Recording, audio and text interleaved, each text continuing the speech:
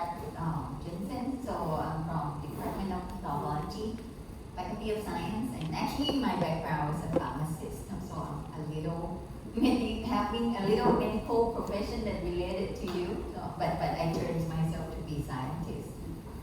And if you have any questions or anything after this is my email address. You can contact. And so that's pretty much about myself.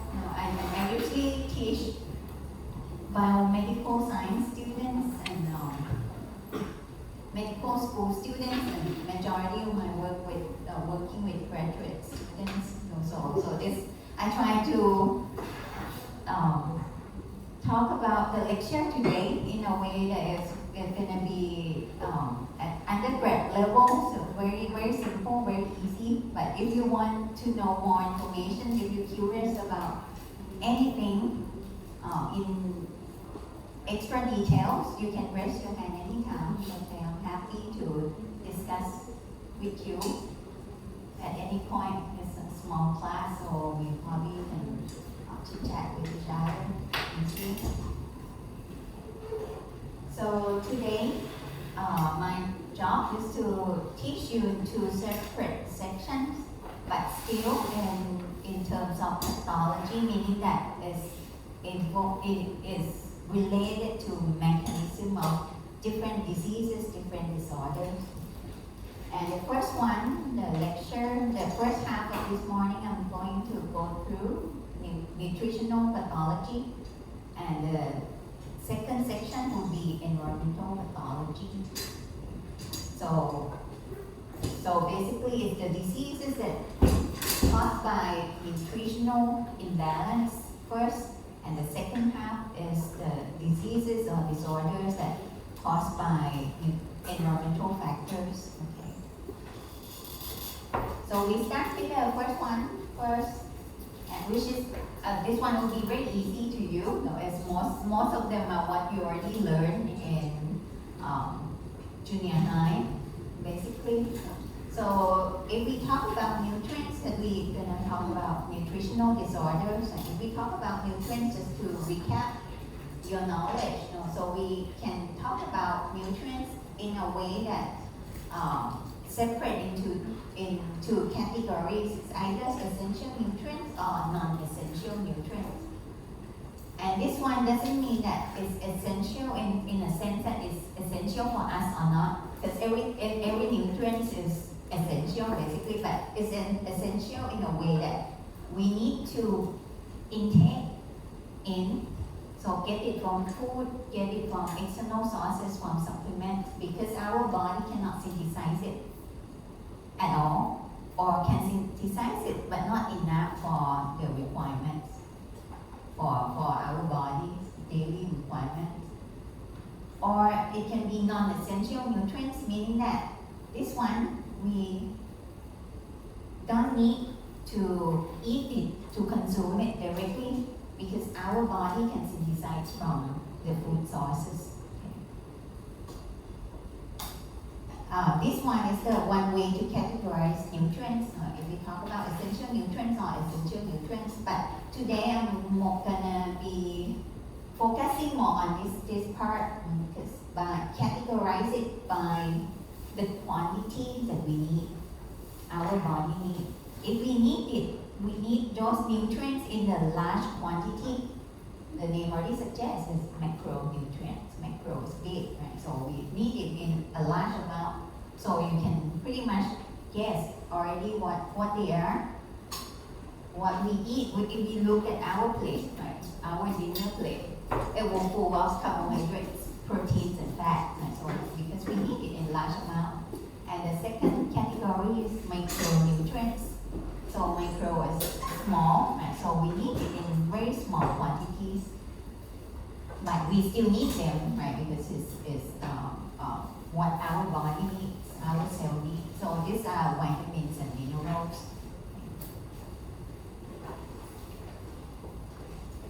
And before we move on to talk about nutritional imbalance, if we talk about balanced diet, what does that mean? it will mean different things to different individuals because it depends on your age, your sex, your activities. Right? So I try to put it in a big picture instead, not like give you a complex table of what's required daily, but basically by principle is that if we have sufficient diet, we need to have enough energy, which energy source we can get from macronutrients, like from protein, carbohydrate, and fats. And the diet should have enough amino acids and fatty acids because these are building blocks for our proteins and lipids. When our cells synthesize protein and lipids, we need amino acids and fatty acids. And the last one, vitamin and minerals. Of course, we need them because they are, even though we require them in small amounts, right? These are micronutrients, but they are very important. Why? Because they are part of the coenzymes, and some of them are part of the hormones that we use in the body. So move on. Now that's recap on what you learned for that's normal condition. What about abnormal condition? When there's nutritional imbalance, it will lead to nutritional disorders. Pretty straightforward. And this tip of balance can be either tipping it on either side. So you can see insufficient intake of food or nutrients, or having too much overconsumption. So either way, that's the definition of nutritional imbalance. Either too much of junk, too much of nutrients, or too little of the nutrients that we really need. So you can guess what are the problem in the past and what are the current, more of a current problem. You think which one is what? Overconsumption. Overconsumption is our current problems, really. In the past, or even in developing country or underdeveloping, not much about developing country now, underdeveloped country, then the insufficient intake is still their problems. But for us, for most of the developing country and already developed country are overconsumption. So lecture today might not be directly linked with your future career, but I'm sure it will support your career in the future. Also, hang on. So for the first one, I will talk about the first one first, insufficient intake of food or nutrients. And this one, the terminology is, if we put in the terminology, is hypoalimentation. Hypo means low, right? Alimentation. Or undernutrition is the same thing. This one caused by deficiency of one or more nutrients. And this can cause by many things. Direct cause is decrease in dietary intake. And you eat it less, not eat it enough, then it makes sense. Right? That's why you have hypoalimentation. Or sometimes you eat normal amount, but your body in the situation that need more nutrients at the time. So with eating with regular amount, normal amount, is still not enough in this case, and that can lead to undernutrition problem. Can you think which condition that will require more nutrition? Under what condition? In that way. In that time, that means you have decrease in dietary intake if you only consume one type of nutrients. But there's some certain conditions you eat regular amount, you eat normal amount of carbohydrates, protein, and fat, just like normal population, but you still will be under nutrition. Can you think of the condition that คนใช้แรงเยอะ คนใช้แรงเยอะ for example who will need a lot more ก็นักโอเวอร์เซอร์ okay that's pretty good like people who are very serious weightlifting on those kind they will have a lot of muscles and they have increased nutritional requirements Anything else other than athletes, professional athletes? มีไหมคะนึกออกไหม Who need more nutrients? อืม Any patients type? อ๋อ Any คนที่ปากแตกครับ butต้องกินวิตามิน that's still not too crazy. They will not develop undernutrition problems yet. Have you ever heard like people who have serious burn problems, like burn, ผิวไหม้ to like the certain degree, then they will have very serious increase in protein demand, for example. So they cannot eat regular amount because their body require a lot more at the time. So they have to eat a lot more to for their body, for the repairments and new protein synthesis. Anything else that our body require? Oh, sorry, I'm not used to this pointer. Need more nutrition. นึกออกอีกไหมคะ มีคนเป็นมะเร็งเหรอครับ คนเป็นมะเร็ง very good. Actually, not much about cancer patient. Cancer patient sometimes the metabolism already there, but people with infections usually require more nutrition. อืม Like, and also ง่ายๆคนท้องถูกไหมคะ pregnant lady, they require a lot more nutrients too, more than non-pregnant women. So the point that I would like to point out is that undernutrition can cause by not only reduce in intake, insufficient intake, right, but it can cause by secondary from other conditions like burn injuries or infectious patients in patients with serious infections, for example. Okay. Or sometimes your body have impaired ability to absorb or use the nutrients. For example, some genetic disorders, I think I heard that you learned genetic diseases already, or some genetic diseases. No, diabetes don't have problem with utilization of nutrients, just utilization of glucose basically. But for some genetic disorders, they have disruption in their intestinal cells regulation, for example, so they cannot absorb nutrient as normal as other people without mutation, for example. So in that case, they eat regular amount, but their body cannot absorb enough. Then it can lead to undernutrition problems too. And how would we know people would have undernutrition problems? For adults, easy, right? We look at degree of weight loss. If you lost significant amount over a certain period of time, then that would be a concern. For kids, if you see if you happen to see the kids who have the growth chart, right, then you can take a look, compare their certain age with certain height and weight of the standard weight and height. If they below those reference, then that would be a concern. And when we talk about undernutrition, we can divide them easily based on what kind of nutrients that are insufficient.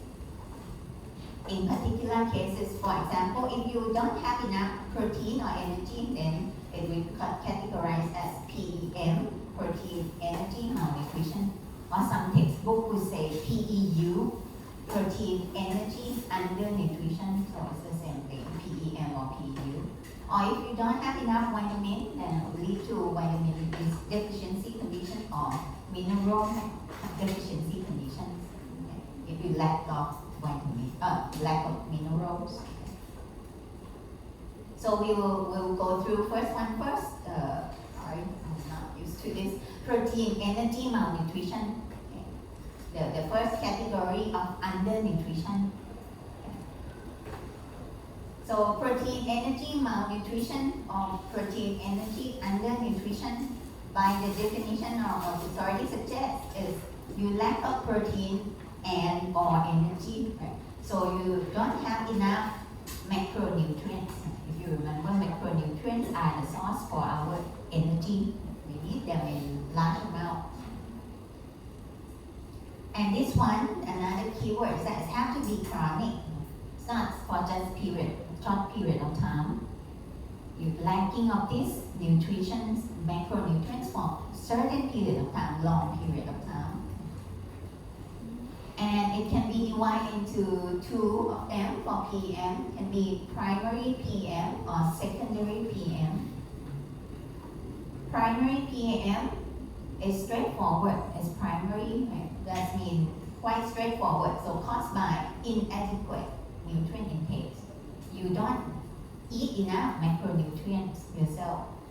For example, people who don't have access to nutrients, like people that a lot of kids in African country, for example, or depression problem, people, patients with depression, sometimes they don't eat, right? That's why they have inadequate nutrient intake. Fasting or anorexia nervosa, which I will touch on a little bit later. And the second one is called secondary PM. So this one is pretty much what we discussed already. This one is not direct, not straightforward like the first one, like that by lacking of enough intake themselves. But this one can cause by disorders or drugs that interfere with the nutrient use. So they can eat normal amount, but then they still don't have enough macronutrients because they have some sort of disease or drugs that not allow them to properly use the nutrients. Are there any questions so far? งงไหมคะ If I go too fast or too slow, you can let me know. I'll try to. My goal is for you to understand and hopefully you don't have to read much. At the end, if you understand it now, I'm not a fan of memorization, but I'm a fan of understanding. If you understand it along the way, then it will be easy for you. I think. มีคำถามไหมคะ มีอะไรงงไหมไม่มีโอเค And this is how we diagnose people with protein energy malnutrition or protein energy undernutrition. So again, just like malnutrition in general, we look at body weight for given height with the standard. And other parameters other than the weight, body weight, we look at skin fold thickness. Like you see with this picture, we use caliber. I don't know whether have you ever played yet? Not yet, right? Maybe not get a chance to play yet. So this is basically to look at the thickness of the skin here in this area. Because if you remember, girls like to complain, right? When they gain weight, they say that แขนใหญ่ So because when we have excess amount of fat, this is where it's stored in addition to our abdominal area. So the more, the thicker of the skin here that they can measure, that means the larger amount, more amount of fat storage here. So that means people with PEM, would they have this skin fold thickness? No, pretty much almost cannot grab anything. No fat left because those the fat, there's no excess amount of food to be, nutrients to be storage anywhere as in a fat form, right?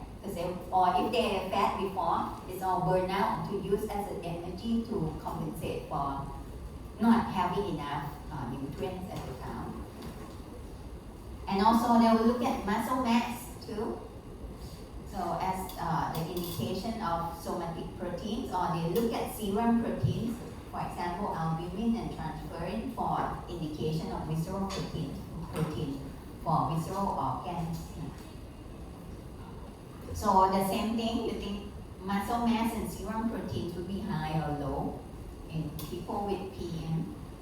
Low. Low, right, very low. Because they wouldn't have any muscle, their muscle will be lost to it, get burned, to use as energy as well.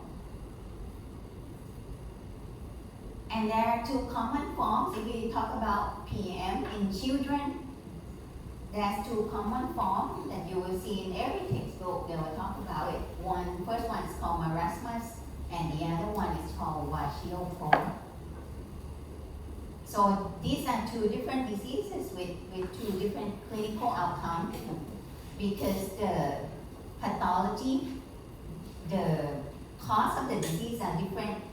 Marasmus is caused by reduction in total amount of energy, so total amount of macronutrients. The patient don't have enough macronutrients in general. So macronutrients again, like carbohydrate, proteins and fat. So they lack of energy, not having enough energy for themselves. For kwashiorkor, they have sort of enough energy, but what they don't really lacking is protein. So making these two clinical outcome very different in two different group of patients here.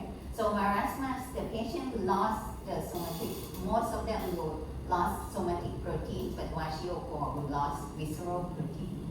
So two different conditions. I'll take a look at marasmus first.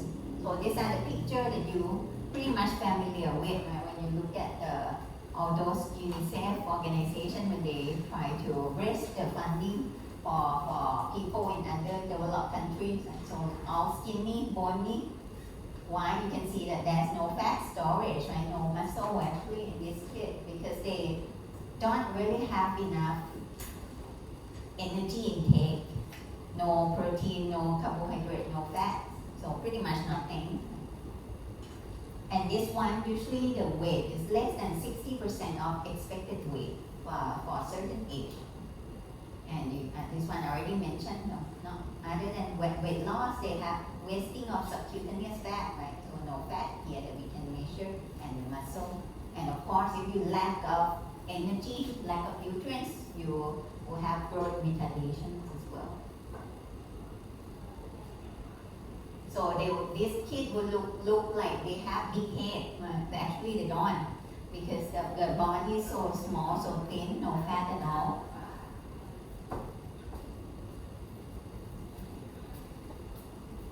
In contrast, we say two different forms of PM in children. First one is marasmus, the one that bony kids that we see in the previous picture, and the other one is kwashiorkor. If you look at this picture, would you think that these kids are the ones that don't have enough nutrients? No. No, right? But actually they are. Right? That's why I need to point out, because it's caused by two different causes here, two different pathology that happen. This one, they have fairly good energy intake.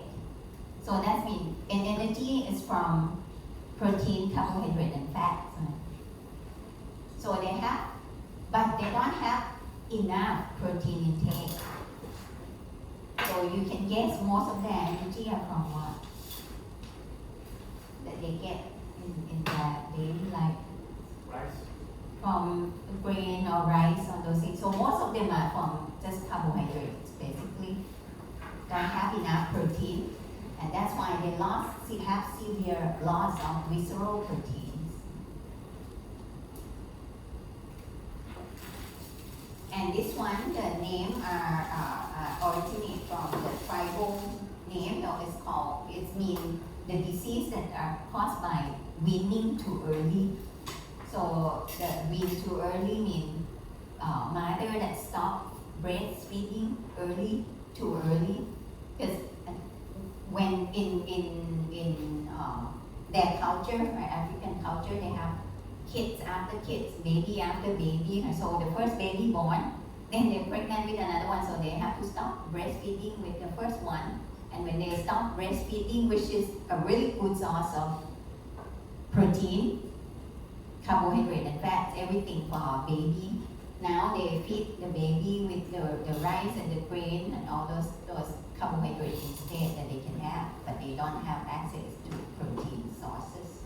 So that's why they lack of protein sources.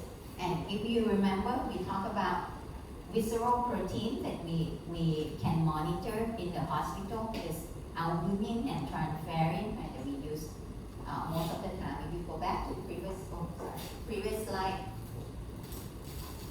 here, the visceral proteins, we usually take the blood out, right, and then look at albumin and transferrin levels. Transferrin is involved in the storage and utilization of iron, but albumin is involved in what? Do you remember? I need protein. Albumin, yeah. What's the function of albumin? Wait.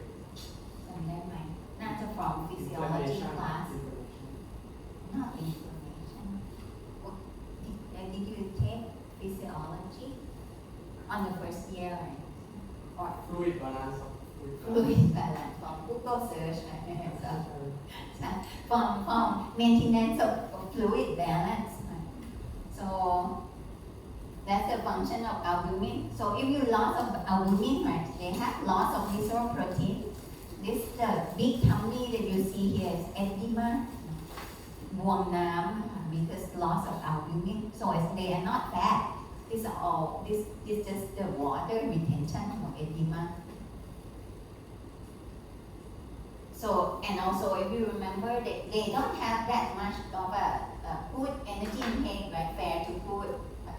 So the other thing that happened to them is they lost muscle too, and abdominal muscle here are not very strong too. So if you remember when people, that's why we do sit up, we try to have six pack here to have abdominal muscle, and they lost abdominal muscle plus they have edema, so everything protrude out here. That's why it show up as big belly here. And other symptoms are different things. So they have lethargy, apathy. So of course they don't have enough much of energy. Decreased muscle mass, edema. We already talked about due to low albumin level. So making them have large belly, right? Both decreased muscle mass and swelling here. Also have dermatitis, the skin inflammation problems, hair change, color, and the texture change. I'm sorry. And increased risk for different type of infections in these patients too. So for treatment would be different between the two, right? Marasmus loss of like the whole macro diet. So all you have to do is to give enough macro diet with some addition of vitamin. But for Kwashiorkor, majority of what they lack are protein. So what we have to treat them is to make sure they have enough protein in the diet.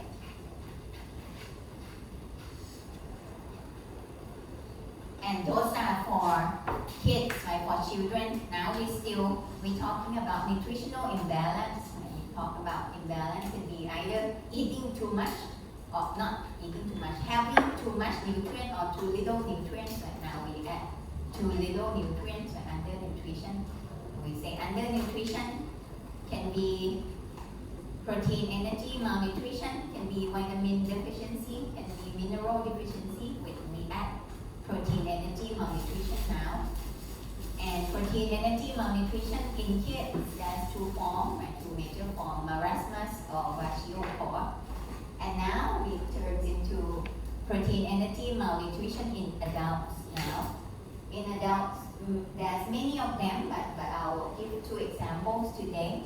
First one, you're probably familiar with the name already, anorexia nervosa, which actually, I don't know whether you would be surprised. I'm actually surprised myself when I look at the data. It's one of the main psychological disorders that people have now, which how this psychological disorder affect patients. Because when they look at themselves in the mirror, it's different from their reality, right? So they can be very bony, skinny, have nothing left, but they still see themselves as very fat and with like too much of the weight that they gain, for example.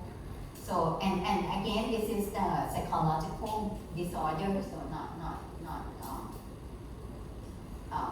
not intentionally. So the patient would have severe loss of weight. Right? Some of them is even really bad. Even water intake, they still don't drink water because that will increase their weight too. And usually it's very severe. Patient can die easily from having anorexia nervosa condition. And the second one, the very common, is bulimia.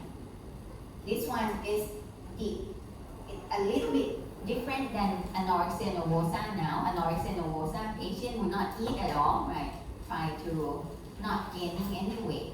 But for bulimia, patient will eat in the condition that we call binge eating, right? Will eat a lot in a large quantity, and they will pretty much feel like they lost control. They eat way too much, and then they will try to get rid of it later. Usually by vomiting it out, right? Try to puke it out, or try to use laxative or exercise like crazy. I'm sorry. So the patient, I did not have the details, but for the patient of this one, since they try the main method that most patients use is to just poke their finger to the throat, right, and then try to puke it out. So most of them will have a problem with oral cavities problem, gum problem, or scar around the mouth because of all the acids that flux out. And sometimes they have broken blood vessels in the eyes, so have red eyes all the time because of the pressure when they try to vomit the food out.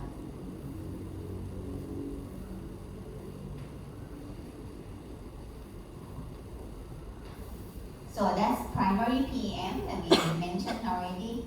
In kids, kwashiorkor or marasmus. In adults can be anorexia nervosa, bulimia, or binge eating disorders. So, and the second one is secondary PM. This one we talk about is not direct forward now, right? It's not just by inadequate intake, but this one can be more complicated now. They eat enough, but they have conditions that interfere with nutrient use.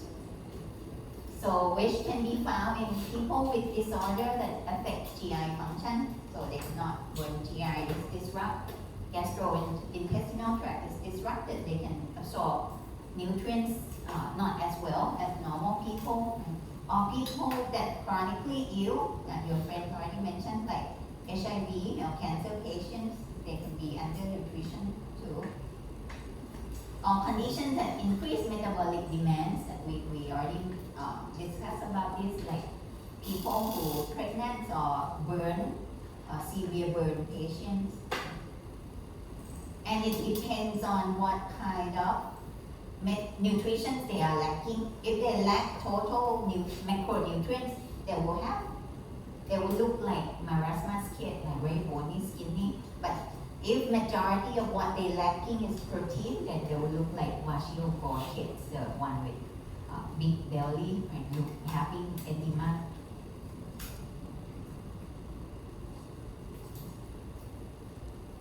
Now that's the first one, and the second one is vitamin deficiency. So this one is very easy for you. I can go pretty fast because it's a majority of them are what you learned in junior high already. But we will go into a little bit more detail today. So for vitamin deficiency, of course, can be any vitamin, but these are the more common one that I list here: A, D, K, thiamine, niacin, vitamin C, and folate. So we take a look at each one. So for vitamin A deficiency, the first sign that occur to the people that don't have enough vitamin A is the condition that we call night blindness. Have you ever heard night blindness before? No? So the name already suggests they only not be able to see well during the night time or under low light vision, under low light condition.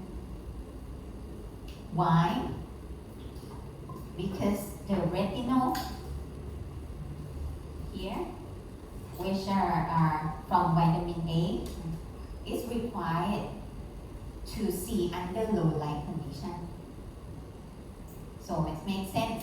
So normal light like this, the people with vitamin A deficiency can see everyone here just fine. But if we turn off the light nighttime, you can see this is our normal vision. But people with night blindness condition, this is what they will see. Everything is blurry. So people would tend to have problems like when they drive at night, for example, because they cannot see things very well.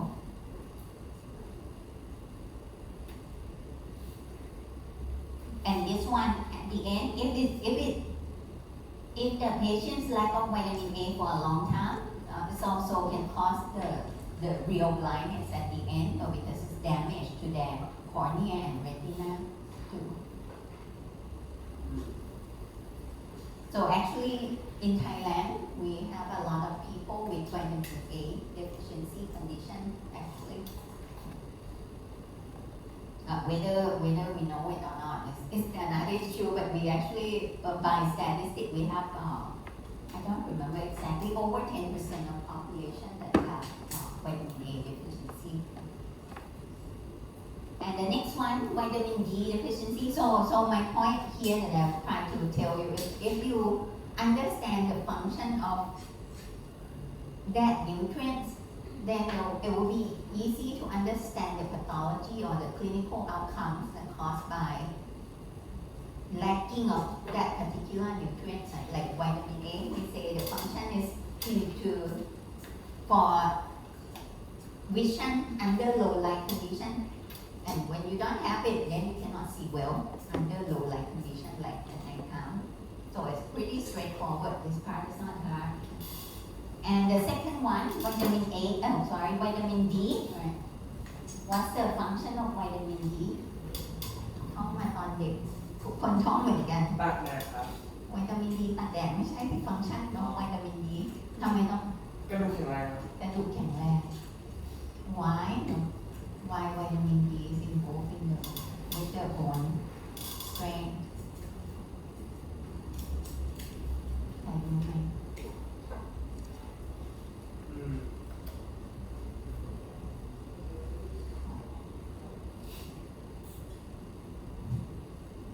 Not sure. ไม่แน่ใจครับ ไม่แน่ใจ If you go to Boots or Watson store, if you go to pharmacy counter looking for calcium supplementation, I don't know whether you ever look, maybe your parents, you are not the age that you require calcium supplement yet, but many calcium supplement bottles will say calcium plus vitamin D.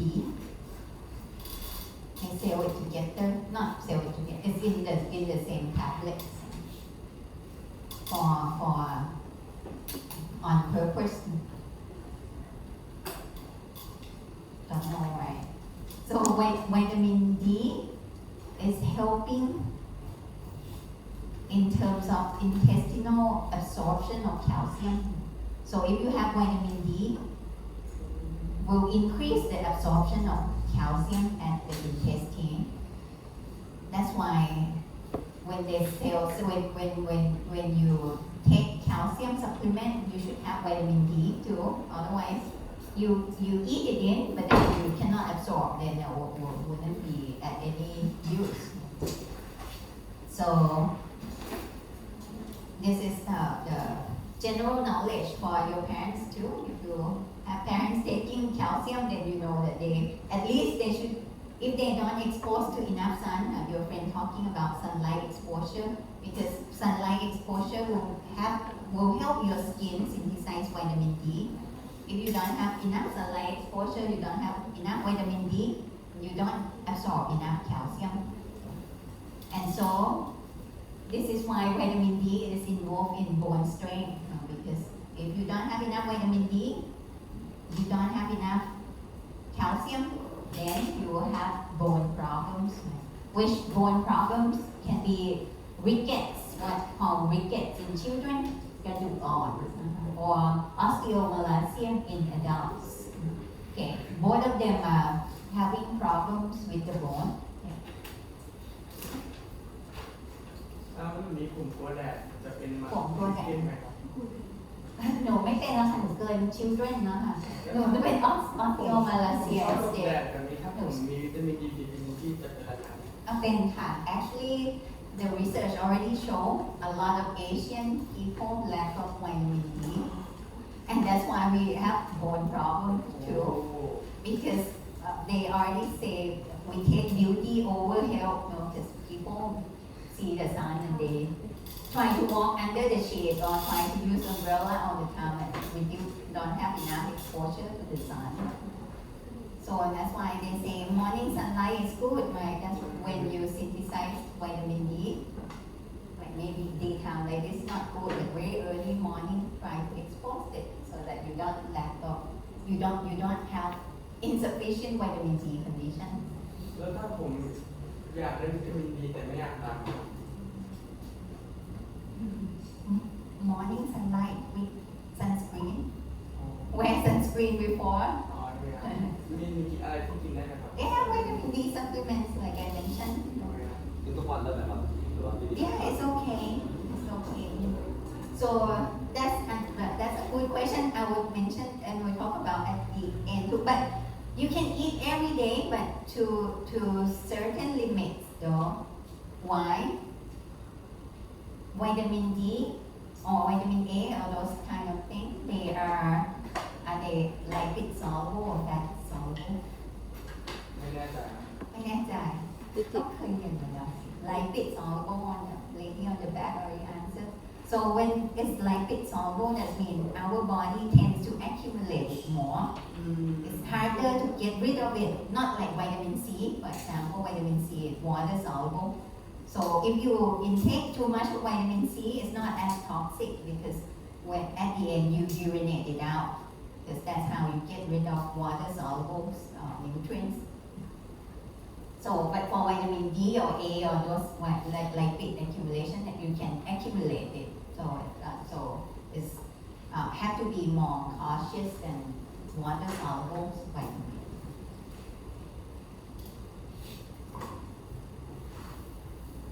So these are the people who have prone to have vitamin D deficiency. Right? Actually, we already talked about it. People with limited sun exposure. People with dark skin because they cannot synthesize vitamin D as well, with the like African American heritage, for example, or people with bad malabsorption. We already mentioned vitamin D is fat soluble. Right? If you cannot absorb fat well, that means when you intake vitamin D, you cannot absorb vitamin D well as well. Or older adults because they tend to stay in home, right? Not much of outdoor activities. And for infants in some at certain period of time, milk from breastfeeding doesn't have enough vitamin D. So when the patients the doctor will prescribe a little vitamin D drops to drop in for the babies. Next one is vitamin E. Now story is a little different now. Because what do you know about vitamin E? What's the function of vitamin E?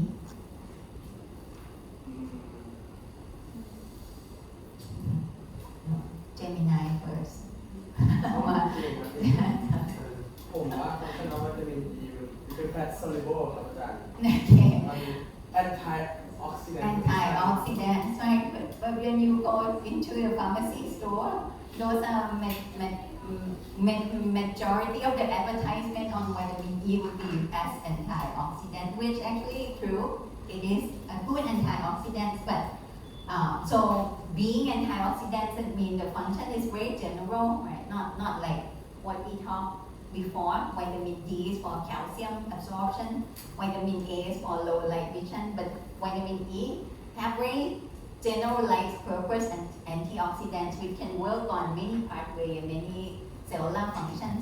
So when people lack of vitamin E, the clinical symptoms are pretty varied.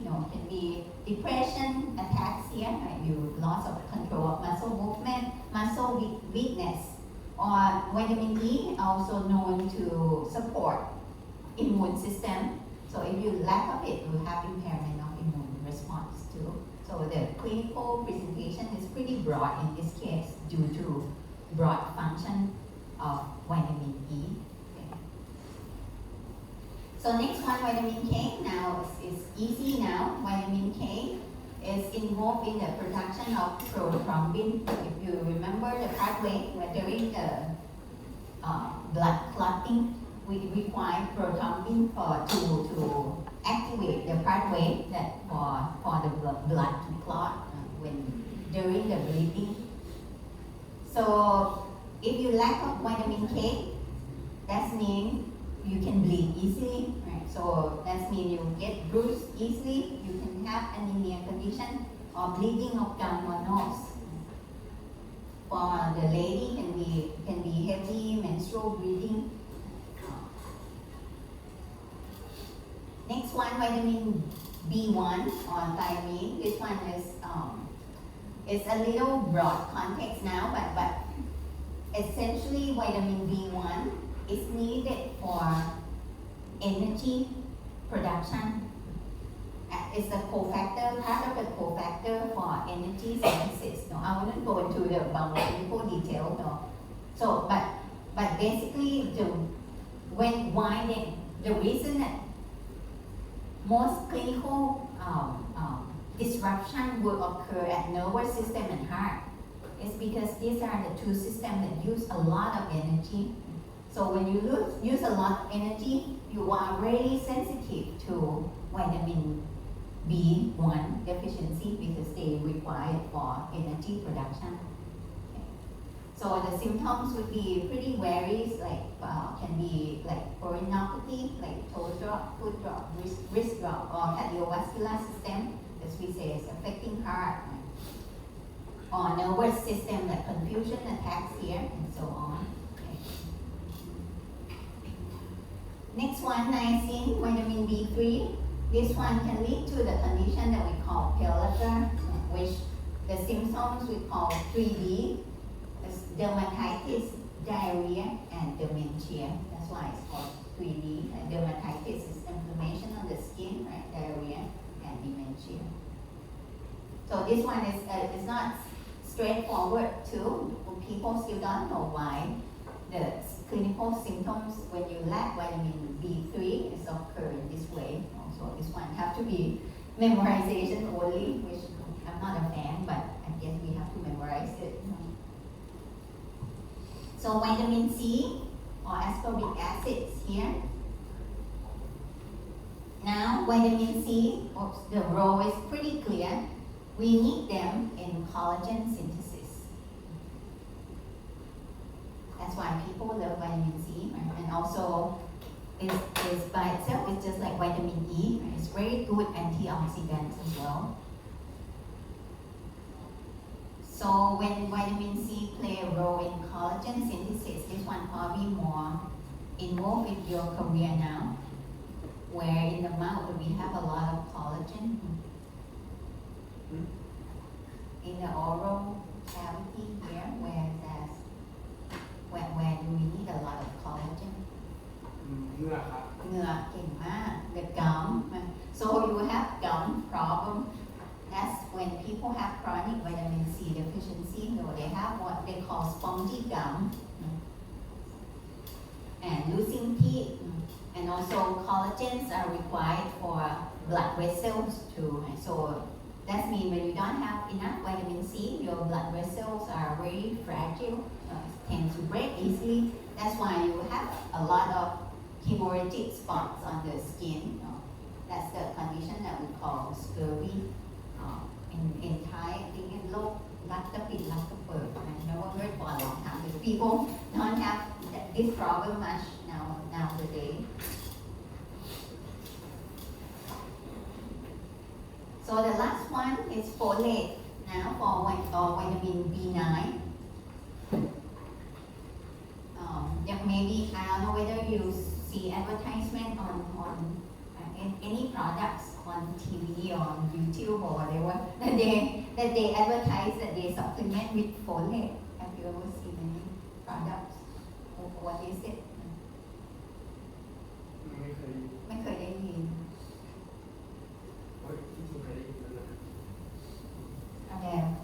milk supplement with folate เนาะมีไหมคะ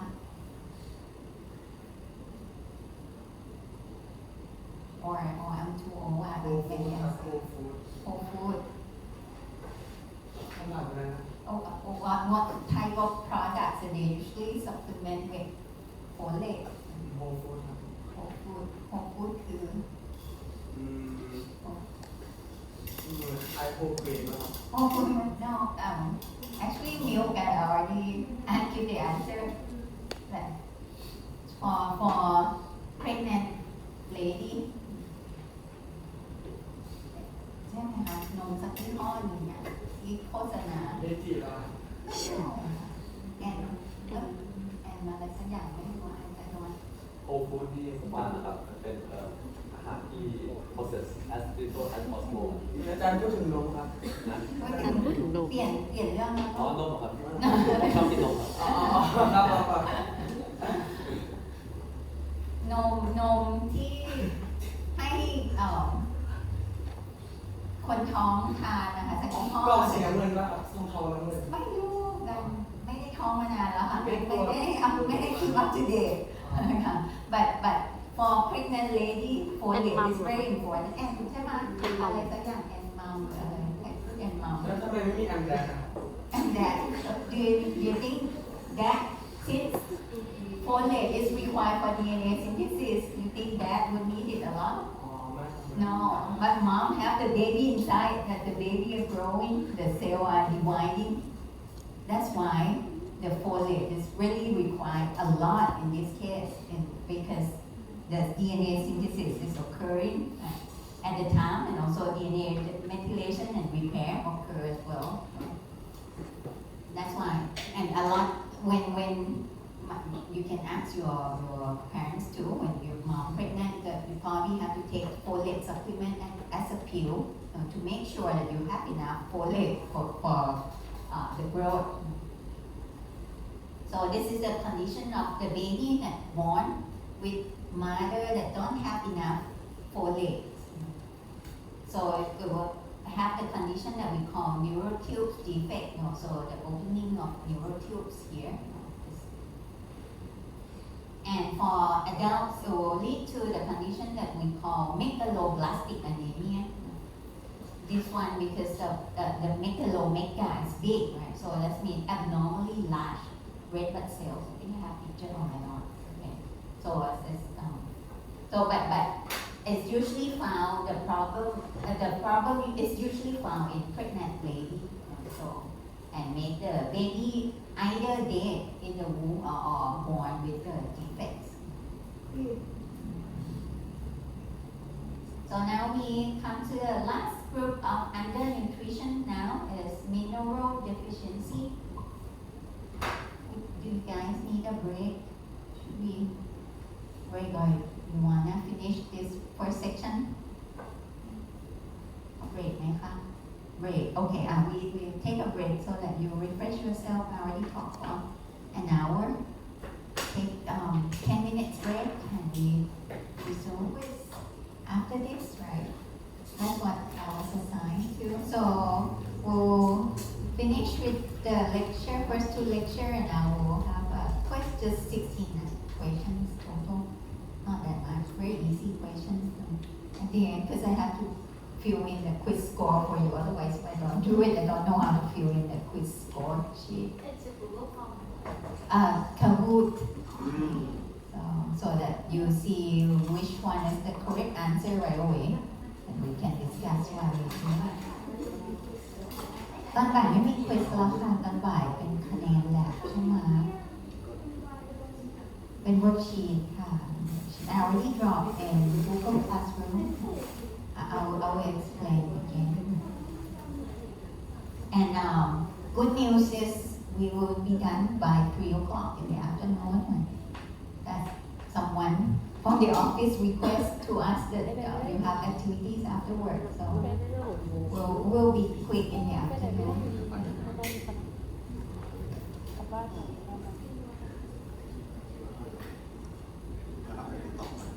ไม่ใช่งานลูก แต่นักเรียนไทยหรือว่ามีใครที่ฟังพูดไทยไม่ได้มีไหมคะ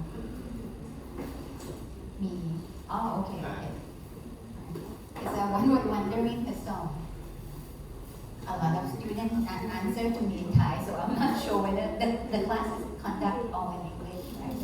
โอเคมันเริ่มเดินมาแล้วพอดีเขาเชื่ออยู่รุ่นรุ่นแรกเริ่มปี 2 รุ่นแรกเริ่มปี 2 Understand Thai is only brief and I ask in Thai, so that's very impressive.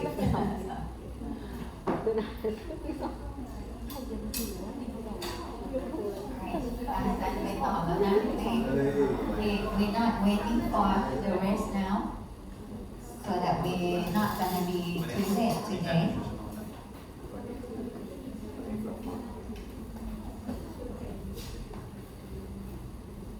Alright, so the next one is mineral deficiency.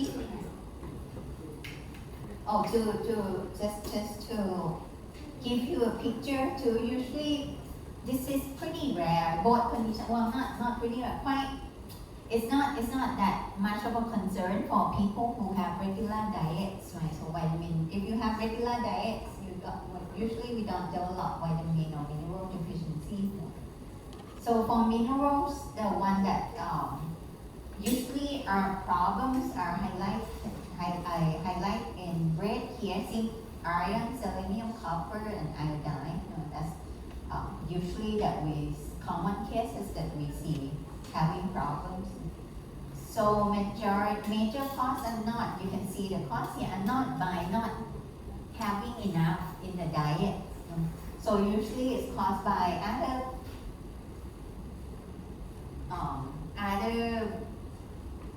it's not direct forward, I would say. So basically, like for people who have intravenous feeding all the time, like patient in the hospital, sometimes what they feed to the patient is have to be calculated in terms of minerals and all the nutrients in the feeding. Sometimes it's not enough for the requirements for the patient, and that can lead to mineral deficiency. Or people with having diets that interfere with mineral absorption. A lot of people who have I just don't wait anymore. So that's okay. We just start. So by the way, your friends that just came, we're gonna have quiz at the end of this 2 lecture. Okay, so we're gonna 16 questions with multiple choices. Right? Not that hard. So, and people who have heavy fiber diets eat a lot of fibers, and that can interfere with mineral absorption. Or genetic disorders, people with inborn defects can have abnormality in mineral absorption as well. So first example, zinc deficiency.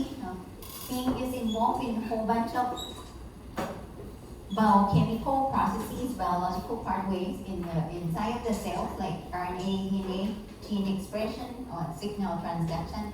And right now, we still don't really understand why when you lack of zinc is developed the clinical pathology such way in this way. So usually patients will have skin inflammation, acrodermatitis around the mouth, around the nose area, and growth retardation, and have impaired wound healing, and etc.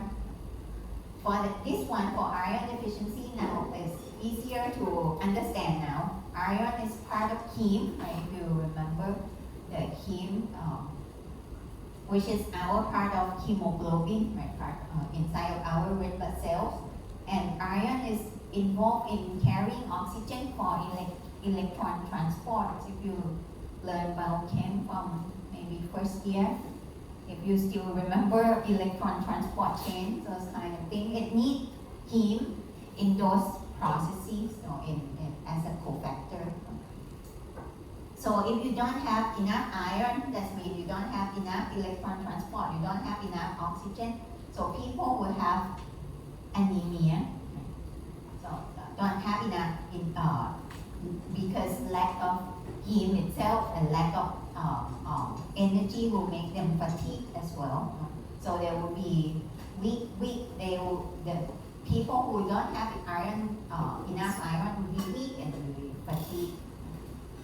So this is example of the blood. If you take the blood from normal person versus person with iron deficiency, so you see normal red blood cells. I think you probably see at some point under the microscopy. It will be red color when you do H&E staining.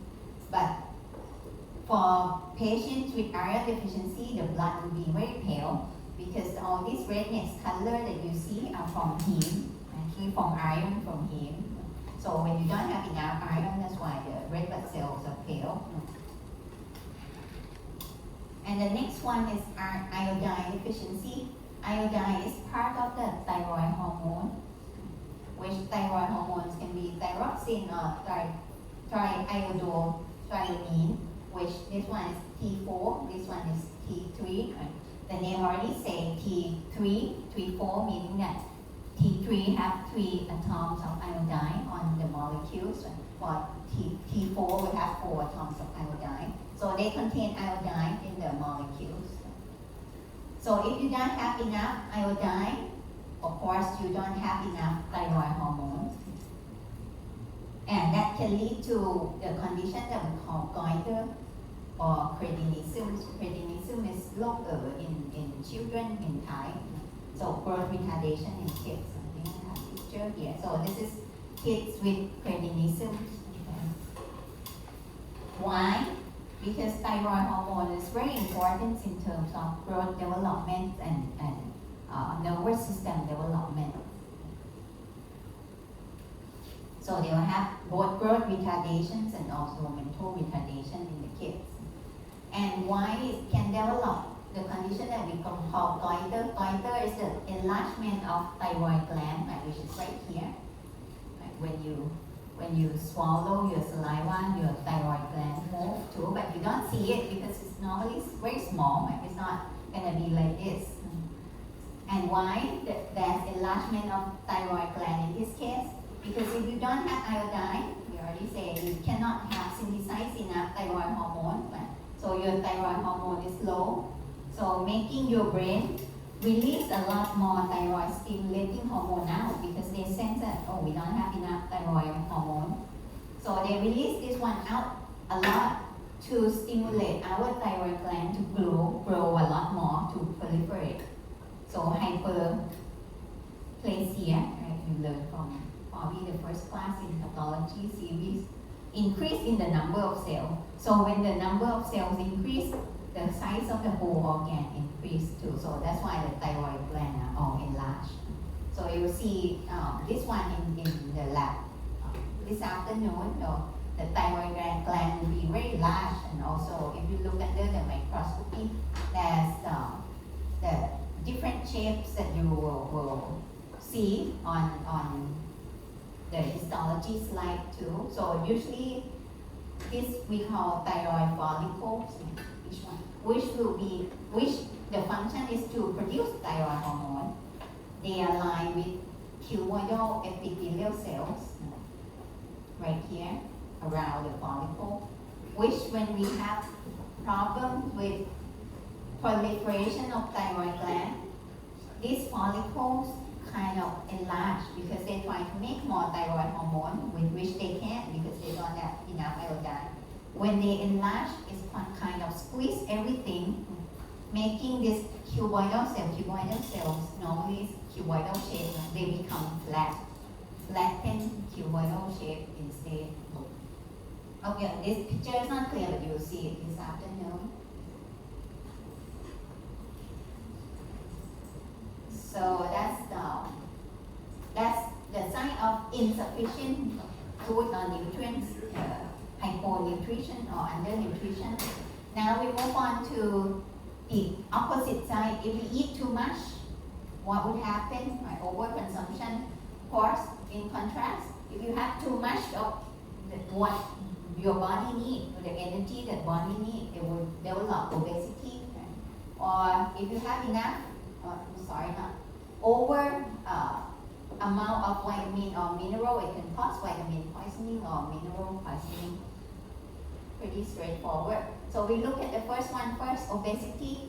This one is the medical condition, right? That you're not just fat, right? People just say I'm fat or those kind of things, but obesity is when you have your BMI actually have negative impacts on your health. So we look at BMI and again skin fold measurement, just like what we talked at the beginning of the class. You look at the skin fold thickness here, right? Because that's where the fat is, majority of the fat stored, and also the body circumference around the tummy area. That's where we store the fat too. And why we use BMI as the index for obesity? It's because it's quite clear from even long-term research that the higher the BMI, you can see this the x-axis here, the mortality rate increase significantly. So at certain amounts shoot up pretty high. Right? That's why we have to worry about the BMI. And what can cause obesity? Many causes today. Of course, we talk about nutrients, we talk about diet, right? That's our lecture today. But it can cause by other things too, like lifestyle, genetics condition, or even psychological disorders. Some of them will lead to obesity too. So this one is example of just genetic difference, right? This mouse is genetically modified. That's why they're fat, even though they eat regular amount of diet, but why this one, Y type is okay. And why do we have to care about obesity and how obesity can lead to increased risks for death? It's because obesity can increase risks for many chronic diseases, all those NCDs that we learned before, non-communicable diseases, cardiovascular diseases, diabetes, stroke, or breathing, sleep breathing abnormality. Some people will have sleep apnea or stop breathing at night time.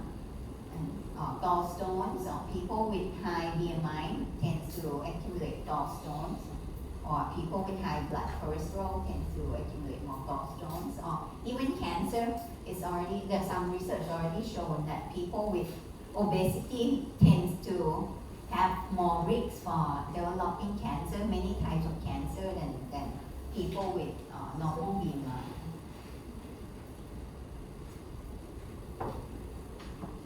So now the last two, vitamin poisoning and mineral poisoning. These two are very, very rare. Usually if you eat regular amount of diet, or if you take supplement as recommended dosage, that's no problem at all. But the problem usually occur either by accident or intention, like people who commit suicide, or accidentally, like in the household that parents take supplement and they did not store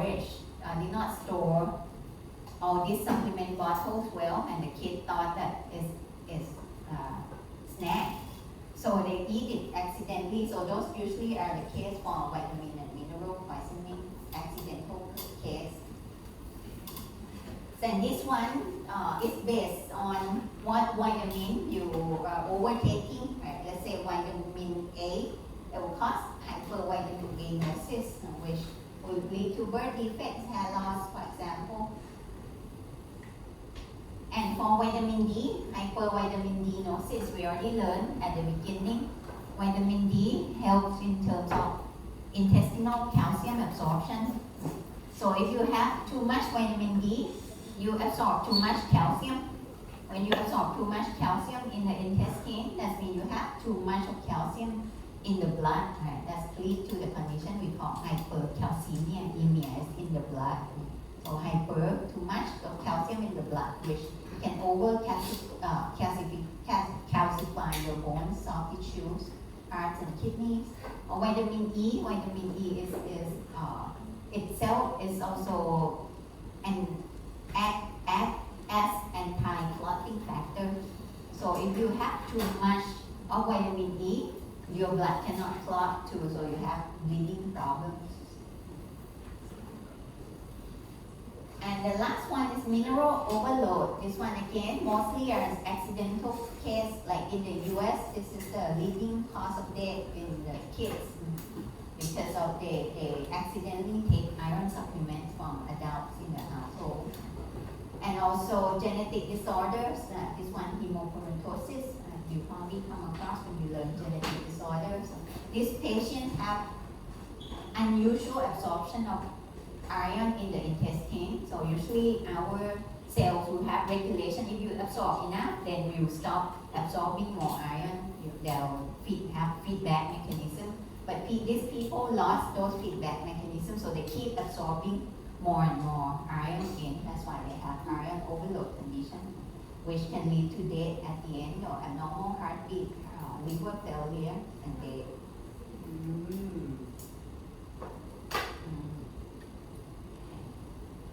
Understand, no? Yes. Yes, okay. And so now wrap up today. We already, for nutritional disorder, the first half that I mentioned, we already go through two sides, insufficient intake or overconsumption, right, which we mentioned this one can be protein energy malnutrition or vitamin insufficiency, mineral insufficiency. Overconsumption is the opposite, right? Obesity, vitamin or mineral poisoning or overload. And the pathology is pretty simple. If you know the function of that particular nutrients, then you can pretty much guess what could be the consequence later on to the person who lack or have too much of that nutrients in general. Any questions on this? แล้วแบบนี้คนที่ซึมไอรอนเยอะเกินทำไมครับ อะไรนะ คนที่ไม่มีเมคานิซึมซึมไอรอนครับ ที่อันเนี้ยเหรอคะที่โอ้โทษค่ะ not that one, sorry. Not yet, not quick yet. You mean this patient, right? Yes. That's absorbed too much. Can anyone guess what they have to do? อาจจะไม่เคยได้ยินว่า they will get treatment with iron chelator. เคยได้ยินไหม chelator ไม่เคย chelator will go. Chelator function is basically a chemical compound that you take in either IV or intake and will go bind to the metal and you will excrete them out in the urine afterwards. So chelate, I don't know in Thai. That's called metal chelator. So just like when people have accident, it's the same thing with accidental case. They will try to use metal chelator first to chelate away from, because when metals is bind to the chelator, it cannot damage to your organ to cells. The only free metal that damage to organs and cells.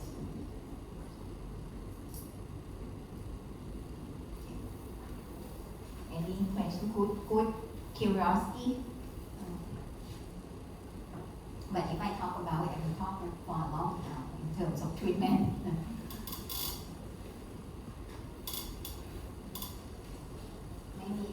Maybe, then I'll move on to the next one so that we ผมมีอีกเลคเชอร์เหรอครับ ใช่ค่ะ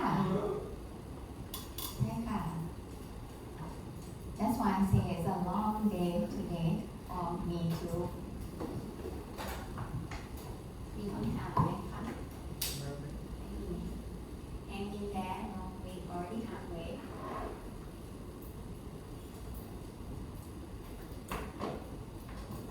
So the next one is environmental pathology now. The pathology that's caused by exposure to environmental factors. Which environmental factors can be either ambient environments or personal environments or just physical agents. So this one is, I'll have the slide, but I probably don't talk much because this one is pretty much easy to understand when you familiar with it. All those mechanical forces, thermal, electrical, injury, and ionizing radiation. So I start with the ambient environment first. Environments like regular environments that we can expose to. How we expose to those environments is by either dermal contact skin, inhalation, or intake, like eating through the GI tract. Okay. And all those, after we expose to them, whatever in air, water, or soil, we can absorb it into the bloodstream, right?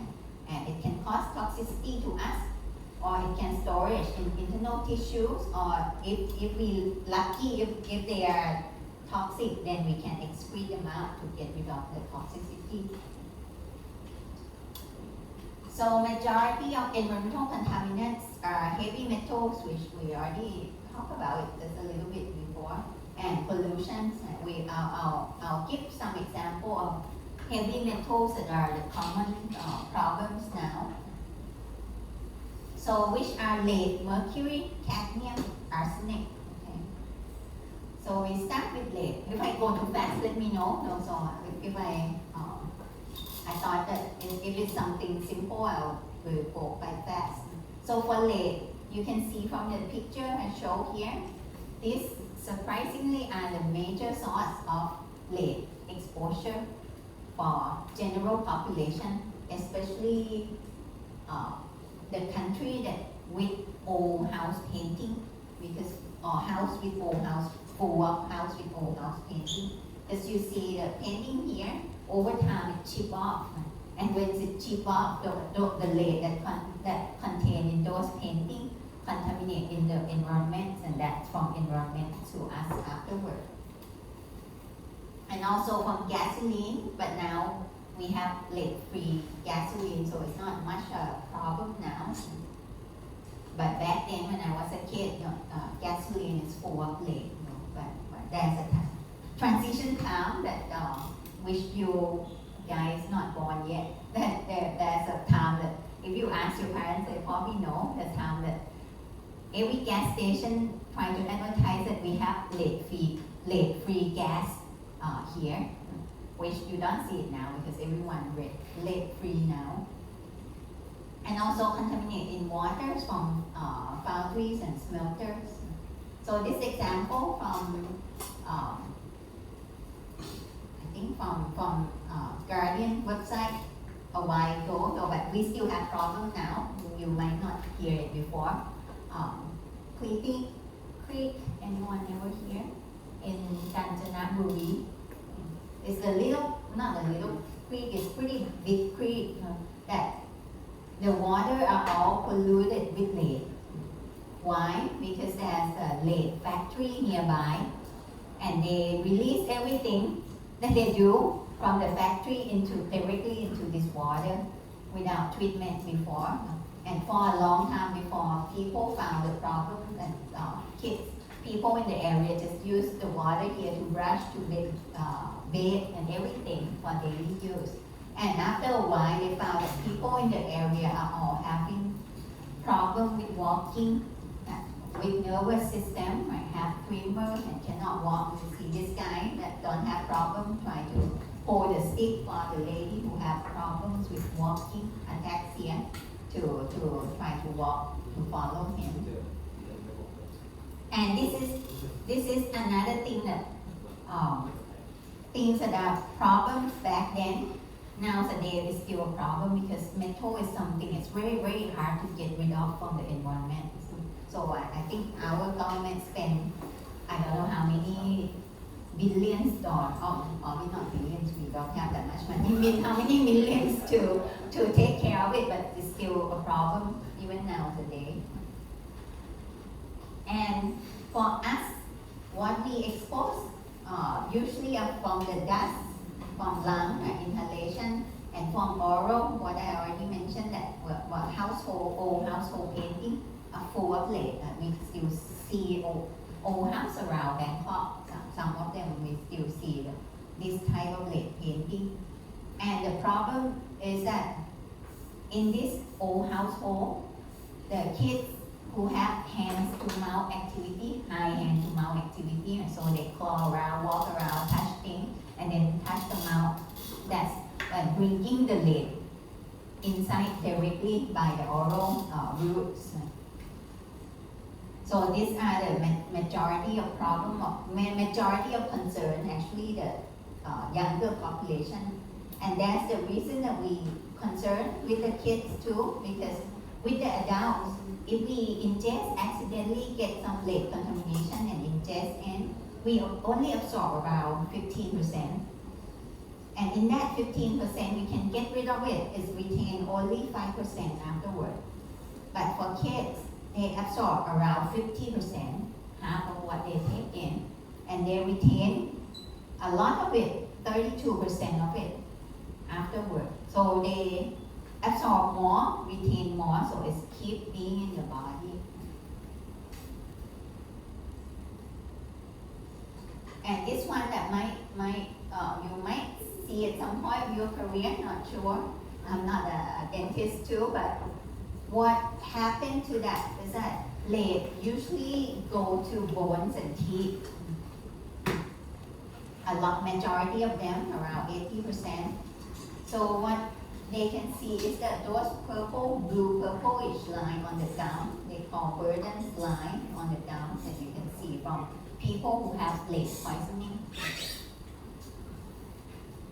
And that's a lot of them that go to bone. When you do the X-ray, you will see the lead line here as well with picture.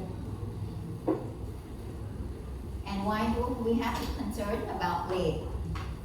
Because we already know that lead poisoning directly impacts the nervous system by reducing the IQ and disrupt neurobehavioral developments and growth too. So these are various symptoms of lead poisoning. This one we already mentioned, that you see lead line on the gum. That's one of the signature of lead poisoning.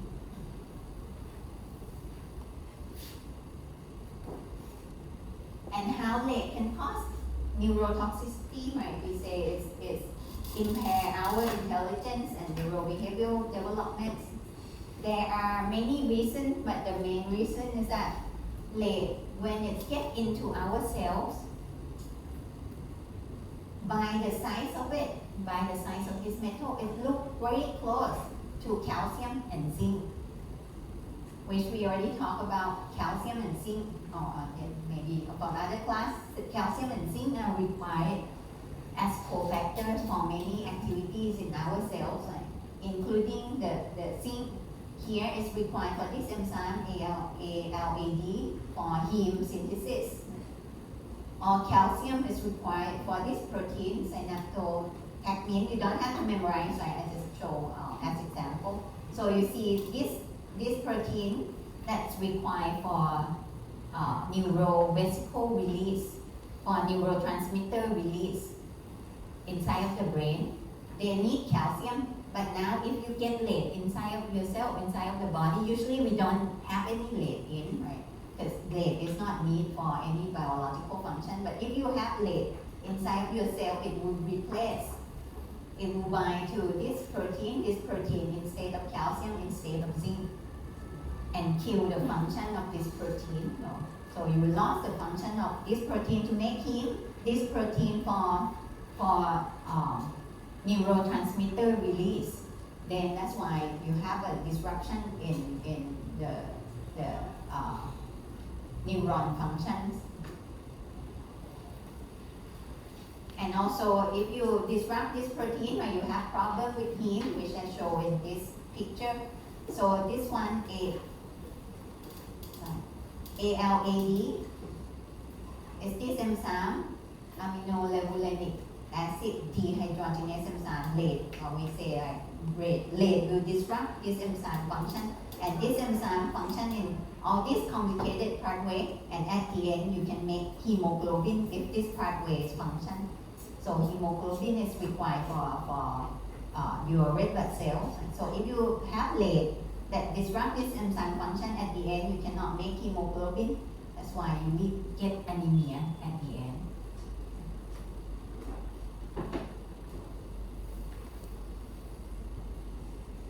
So this is what I try to explain is pathology. Really don't try to get you memorize, they will destroy your brain or will make number of red blood cells low.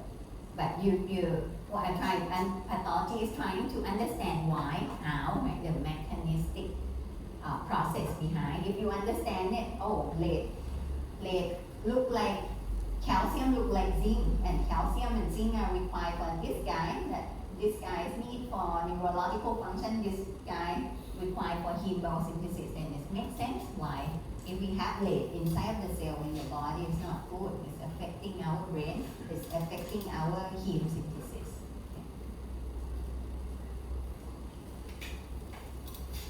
The second one, the metals that commonly cause illness is mercury. This one now is close to your heart now. Mercury, right? What dentists use mercury for? Oh, I did not learn anything about exactly dental amalgam. Right? That 50%, if I remember correctly, are lead. So what you fill in, dental filling in amalgam, 50% are lead, mercury. And mercury can be found in different forms. Elemental mercury, which the only liquid metals that we have in the world that can vaporize,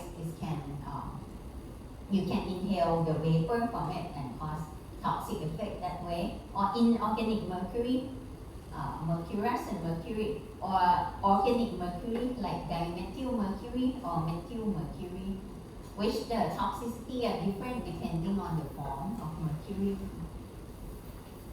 So source of exposure, this one your friends already have answered, dental amalgam, so that's the source of exposure. But actually, I actually was curious with the data, so, but at least for US FDA, they already approved that exposure to the mercury, because mercury when you fill in here, you obviously your parents have it. Some, I don't know, your parents probably my age. But I have it because when I was a little kid, I have one, and this mercury would get released out over time. So and once it released, where it go? Inside your body right away. Right? But at least from the research from USFDA, they already approved that the amount that released here is not enough to cause toxic effect to the person who have dental filling like this. What we usually get in problem a lot is actually, believe it or not, from diet, from eating too much of the fish, contaminated fish. And we also get it from industrial release and mining, incineration, or other man-made activities.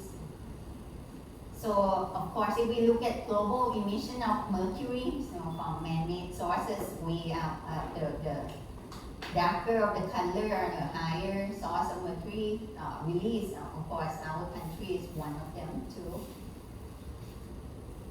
And this is why I say that majority of the problems of mercury exposure for us, for general population, are from food. Because mercury is the metal that can bioaccumulate. Now you can see the name, bioaccumulate. That means it can accumulate in living organisms. And why is the concern?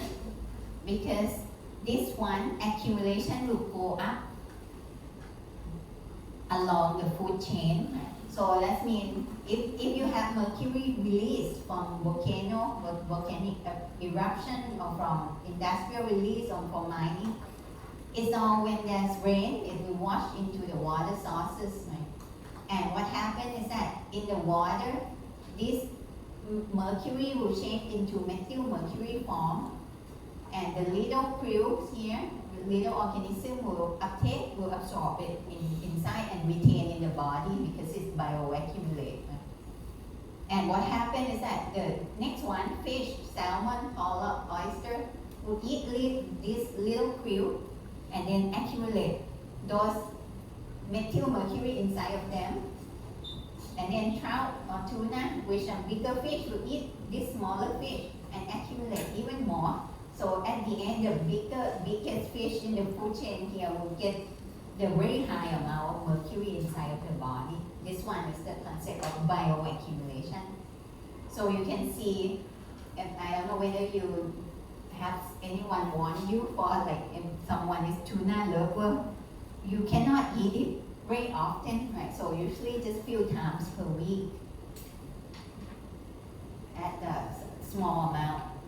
Not like you cannot eat it every day or every week in a row, those kind of things. Why? Because most tuna, if you see the tuna can, it will fill of mercury contamination. And if you eat even bigger fish, then you cannot really eat it. The EPA, the guideline is only few times per month. It was because of the higher mercury levels here. And how mercury can cause toxicity? Again, it depends on the form. Methyl mercury, the one that vaporizes, will toxic to kidneys and central nervous system. Inorganic mercury, kidneys, organic mercury will affect our central nervous system. So usually when it affects our nervous system, it causes different symptoms like tremors, like shaking, numbness, slur speech, or disability in terms of emotion. So this one is the classical case. And if you read any textbook that will mention about it, is the Minamata Bay case in Japan back in 1950s. There's this factory called Shiso factory, which are, I believe they do the mining, mercury mining. And they release all the water into the bay. So it turns out that people around the Bay Area have severe neurological defects. They paralyzed, insane, and a lot of them are dead from the case here. So that's the first case that people learn about mercury poisoning. And for now, that's in the past, right? But for now, we still have a problem with small-scale gold mining. So people who go dig up the dirt, right, for the gold, what happens is that then they mix the gold with mercury to make the amalgam, the mercury gold amalgam, which when they got that, they mercury gold amalgam will precipitate for them, right, so that they can separate out from other dirt.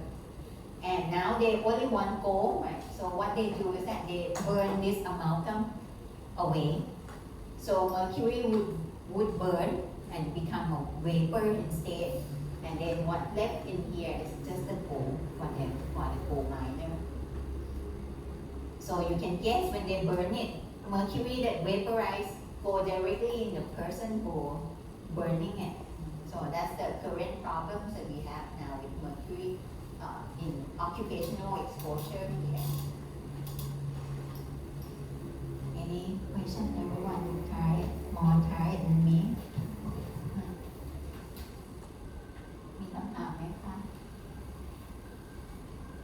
So very long lecture hanging there. I'll finish with cadmium, arsenic, and we take a short break before we move on. Okay. So cadmium now is a source of exposure. A lot of them are from household waste, from nickel cadmium batteries, for mining, food, also the vegetables and cereals are a major source too, because we have a lot of cadmium contamination in the soil, and all the plants that grow on the soil can absorb cadmium, and then we eat all those vegetables that have cadmium contamination. And also in smoking too, cadmium smoking cigarette contain a lot of cadmium too, which we will touch on at the end too.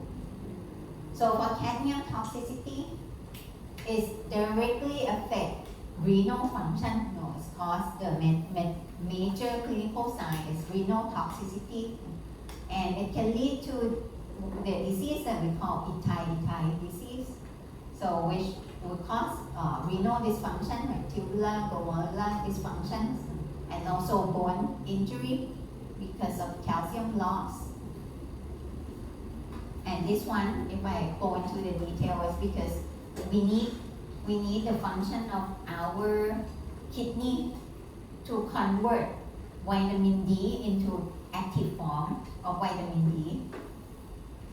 So active form of vitamin D help in terms of calcium absorption, right? We mentioned that the previous class. So if you don't have good renal function, that means you cannot convert vitamin D into their active form to work in terms of calcium absorption. So that's why you have bone injury as a secondary consequence from renal dysfunction.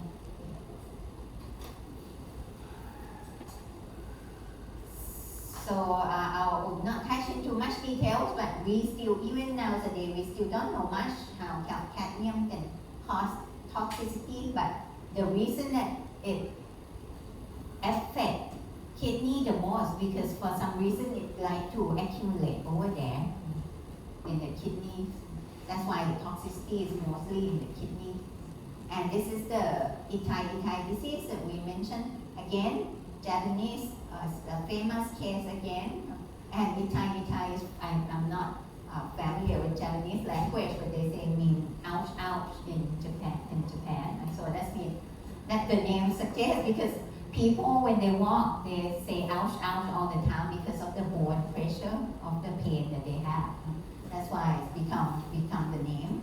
So again, this one is from mining, and they release the cadmium into the water, so people around that area have renal diseases and bone abnormalities. Last one is arsenic, which still a current problems in many places like Bangladesh, China, Chile. So they have a high concentration of arsenic in their groundwater, and they still use groundwater now today. And arsenic poisoning can cause the condition that we call hyperkeratosis. When you have the formation, the thickness of keratin on your skin, right? The name already suggests hyperkeratosis and hyperpigmentation. Because arsenic is induced the proliferation of those keratinocytes to make keratin. That's why you get hyperkeratosis here. And also, it by itself is also carcinogen, so it can lead to cancer. So that's the first one. So we're talking about environmental pathology. We talk about ambient environments now, which ambient environment that usually cause a problem is heavy metal and pollution. So we will, next section we will move on to pollution, and then personal factors, and at the end is the physical factors. Quickly, okay. Shall we take another 10 minutes break? Definitions like pollution. So this one is easy for you to understand. We are having problems even now today. So ozone. These are common air pollutions that are causing problems. Like ozone, sulfur dioxide, carbon monoxide, and others. Okay, we look at ozone first. When we're talking about ozone here, just to make sure we mention about ground level ozone. Why? Because atmospheric ozone is what we need, right? It protects us from UV radiation, right? But the ground level ozone is the problem. And how the ozone is formed? They are actually through the chemical reactions, right? From what's emits in the air, usually from vehicle combustion, so nitric oxide and volatile organic compound, VOCs here, with the sunlight that activate these chemical reactions and creating ozone. Okay. So it's photochemical reactions here, and this is the ground level ozone that we don't want. Why? Because this guy has a strong oxidant molecules that can oxidize our cell membranes and our proteins. So I'll show you in the next slide. This is what happened. Of course, ozone, this is the where we breathe in. So this is the inhale air. If you think about this is airway. This is our epithelial lining of the airway. So this red color depict as ozone, O3 here. They will deplete our antioxidant pool, and they will oxidize our lipids and proteins, and they also cause many other things. It trigger the inflammatory reactions and also trigger the function of the elastase and peroxidase, all those things. So at the end, they damage our cell membranes here on the airway. So you get a lot of inflammations going on along with the damage here. So that's why we call them powerful lung irritants, because once we breathe in, it damages our airway here right away. So it depends on how much of the exposure, the seriousness of the effects can be vary. So can be just lung function decline until the death here when you expose to the higher amount of ozone. You probably heard when people say they try to kill the germ, right? In the room, they do ozone treatment, right? Or in the car, they do ozone treatment, and this is why they kill the germ, kill the bacteria, kill the virus, because they are the strong oxidant molecules. And this is the airway, picture of the airway from normal people. You can see where the air can go through. But this is from the people who exposed to ozone. The airway are all inflamed, and there's not much airway left here.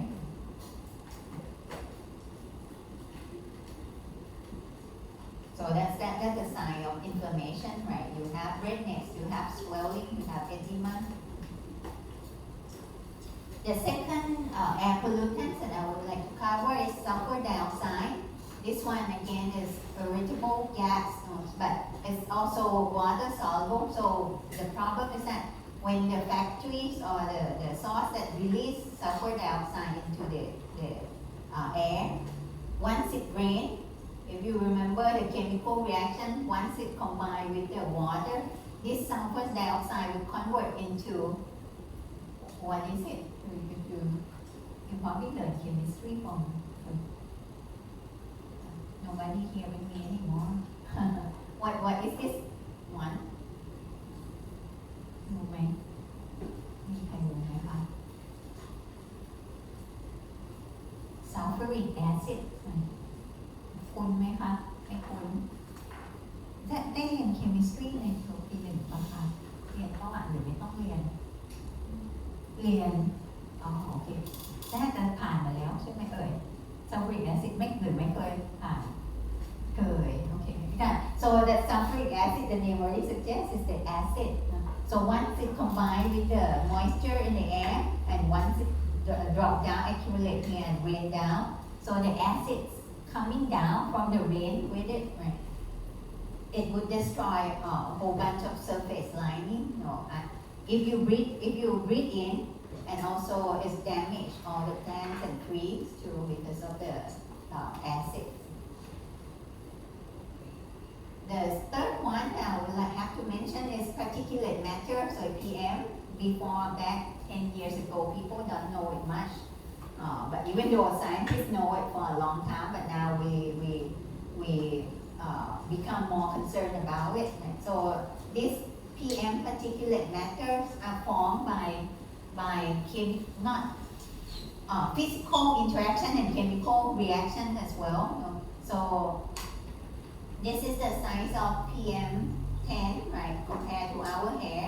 And this is the size of PM255. The reason the name says 255 because the diameter is less than 255 micron. PM10, the diameter is larger, around 10 micron or so.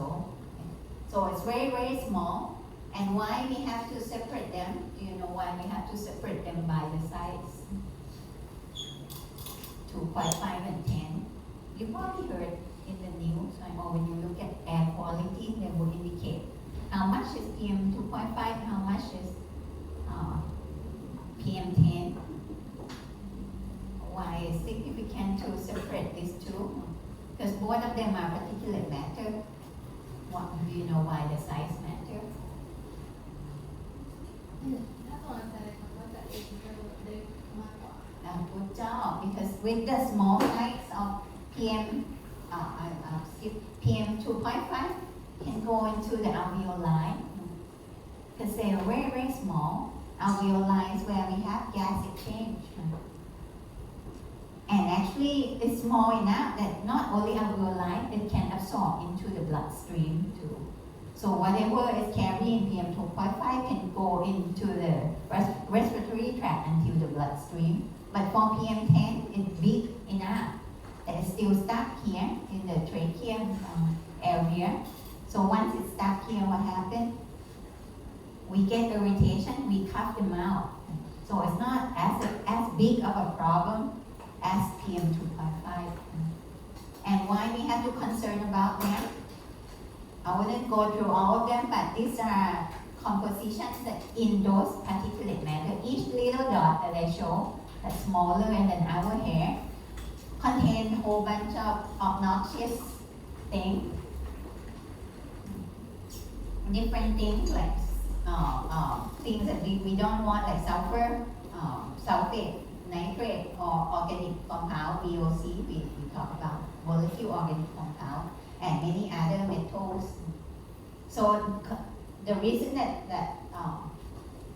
I wouldn't say exactly what's in particulate matter because it depends on the area. If you monitor the PM 2.5 here in this area and monitor PM 2.5 in Chiang Mai, what's in there, the composition in there are totally different because it's formed within the area. But it's comprised of a whole bunch of different things inside of PM. This one I already mentioned. So, and this is why we concerned about PM 2.5. You can see this is the amount of PM 2.5 in the air, right, microgram per cubic meter. So you can see it's directly proportional to the risks for ischemic heart disease and stroke. So you probably know our Bangkok area usually around this, right, 40, 60, or sometimes it's up to 80. So we have a very high risk for heart disease and stroke here. Because the recommended level is below 20, right? But we always higher than 20. And the second one, so that's ambient environment. We talk about metals and we talk about air pollution, right, which are major ambient environments that cause the disorder. The second one is personal environment. Now it's easy to understand. So personal environment is from personal choices, right? Like cigarette smoking, which you can see that again, just like PM in cigarette smoke, there's around 7,000 different compounds in it. And within that 7,000 different compounds, around 70 of them are carcinogen. So that's why it's nothing that we should appreciate. And major disease that caused by cigarette smoking is what we call COPD, right? Chronic obstructive pulmonary disease, COPD, which major signs usually what happens in COPD patients are chronic bronchitis. Name already suggests itis is inflammation, right? So the inflammation in the bronchial tubes, right, of the respiratory system. And the second one is the emphysema. This is when you have breakdown, the condition that you have the alveolar wall breakdown. This is our alveoli. So the septa here, the wall between alveolar, when they get damaged and then they broke down, so you lost the wall here. This is the sign of emphysema patient. So you can see when you have inflammation here in the airway and you have excess mucus production here, what happens when we try to breathe? We have airflow blockage of airflow. Right? You don't have enough air space here compared to healthy individual. And the second problem with the emphysema, what happened here? The area that we use for gas exchange now reduced significantly. So now they have a problem with breathing related problem because they cannot. They can breathe. They have reduced efficiency in the breathing to do gas exchange. I'll try to explain how to explain this, but we will discuss in the laboratory section. Maybe that's something you can do the self study. So how it leads here? So we say smoking can cause COPD, right? Which COPD usually have two things that happen: chronic bronchitis, right? Inflammation here and excess mucus, and also damage of alveolar wall. So what happens is that when people smoke, right? You see this smoke, whatever those within that 7,000 compound in the smoke, they activate many different things, like many inflammatory response like cytokine, chemokine, and activate protease enzymes too. So at the end, all those will activate our mucus secretion. That's why people with COPD have a lot of mucus produced. And also they cause airway remodeling, so damage to those, causing the inflammation and airway remodeling, so making the airway narrow in the patients. And also those reactive oxygen species and protease enzyme and actually elastase enzyme, which is not shown here, will destroy, or protease, the name already suggests is degrade protein, right? And elastase will degrade elastin, which we need for the alveolar wall. So you get alveolar wall destruction. So that's why you have the patient have emphysema here and bronchitis here.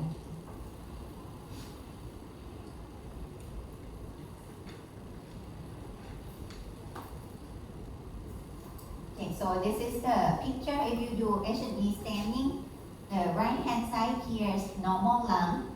So when we cut the alveoli, so you see that this is, we imagine here is at the terminal bronchus, right? So alveolar here we section here, slides the part here and then put on the slide, and this is what you see. This is alveolar wall. Let's see, normal one. You see the dot here, or the dark staining, learn from the other class already. The dark color you can see here, or no? ทีมครับ อะไรนะ สีขาวนะครับ สีดำออกดำจริงๆมันไม่ใช่ดำนะคะดักก็ น้ำตาลครับคาร์บอนครับ คาร์บอน มีใครตอบอะไรอีก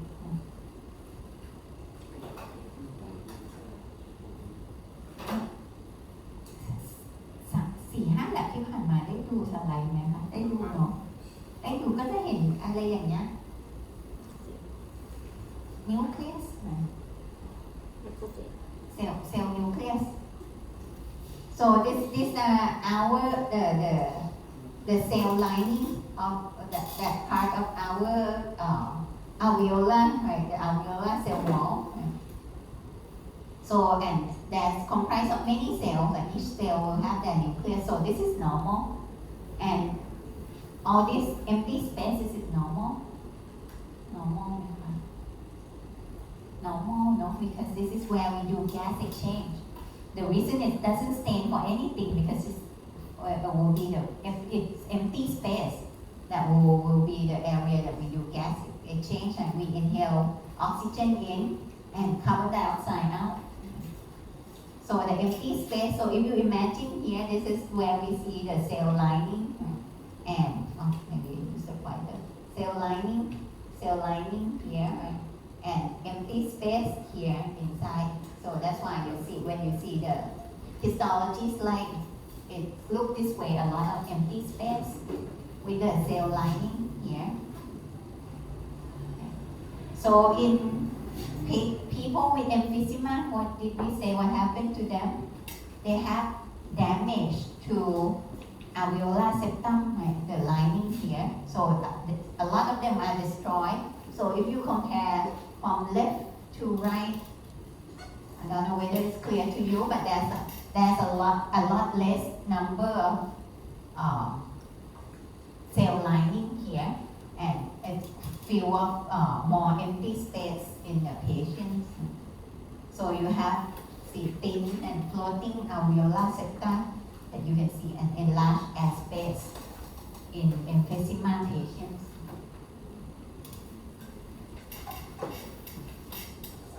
And the next one, we still at personal environment, so other than smoking, is alcohol consumption, which alcohol consumption can lead to cirrhosis น่าจะเคยได้ยินตับแข็งเคยได้ยินไหม ไม่ได้ คะ ครับไม่ได้ครับ ต้อง เป็น น่า ส จะ ตาร์ มี วิ่งครับสตาร์วิ่งครับ อ๋อเก่งมาก where did you learn it from ผมอาจารย์ครับ from previous lecture right? Oh that's good so it would be easy to you and why there's cirrhosis occur in the patient with alcohol consumption ทำไมตับแข็งทำไมมี fibrosis มี cirrhosis ทำไมครับ เกิดในโปรเซสครับ เกิด necrosis แล้วยังไงต่อทำไมเกิด necrosis เพราะว่ามันเรื่อยๆซ้ำๆนะครับ เรื่อยๆซ้ำ มันเลย scaring permanent ครับ ๆอันนั้นโอเค what's before that เซลล์ตายถูกแล้ว เดี๋ยวตายครับพอตายแล้ว2 แล้วทำไมถึงตายอ่ะ ตายเพราะว่า แอลกอฮอล์ครับ โอเคแล้วแอลกอฮอล์ทำไมถึงทำให้เซลล์ตายอ่ะ มันมีสารครับสารแบบไม่ดีครับ ไม่ดี โอเคตอบแบบว่ายังไงก็ไม่ผิดใช่ไหมคะ Alright so but there's actually sequence before that I don't know whether you see this picture before in previous class ภาษาไทยเรียกว่าไงตับพอกไขมันเคยได้ยินไหม ไม่ได้ครับ so if you drink a lot of alcohol you will get the condition that we call steatosis that's when you have a lot of fat accumulation in your liver and when that's happened for a long time those fat accumulation will lead to damage to the cells, to the liver cells.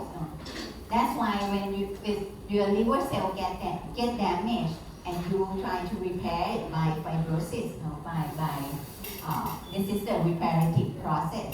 And a lot of fibrosis at the end will lead to cirrhosis. That's the condition that we call ตับแข็ง So there actually a sequence before that. So not like alcohol consumption will lead to cirrhosis right away. You get the problem with fatty accumulation, fatty liver before. That's what we call steatosis. And if you ask, I always want to know you should know the reason behind that is that alcohol, when you consume, this is in your cell. Once you consume alcohol, our cell will try to metabolize it by using the enzyme, right, and convert it into other form. So how to do this? Our cells need this enzyme which require NAD+ here as a cofactor. So that means if you drink a lot of alcohol, our cell will need a lot of NAD+ here to try to metabolize the alcohol. And why it's not good? Because we actually need this NAD+ for our fatty acid oxidation too. So once you drink a lot of alcohol, you deplete the pool of NAD+. Then instead of we can use the enzyme for the NAD+ as a cofactor for acid oxidation, you can't anymore because you use it to metabolize alcohol instead. So at the end, that's why you get abnormality in terms of fatty acid metabolism, and that's why you get fat accumulation on the liver, which at the end you can see all those fat here on the liver. But this liver also have another problem is that it's already happened for a long time until the cirrhosis happened here. So the fibrosis, the reparative process already start to occur. So once the repairs occurs, almost like you have a lot of fibrous tissue as a rubber band, trying to contract the liver. So at the end, the whole liver will be shrink and will be smaller.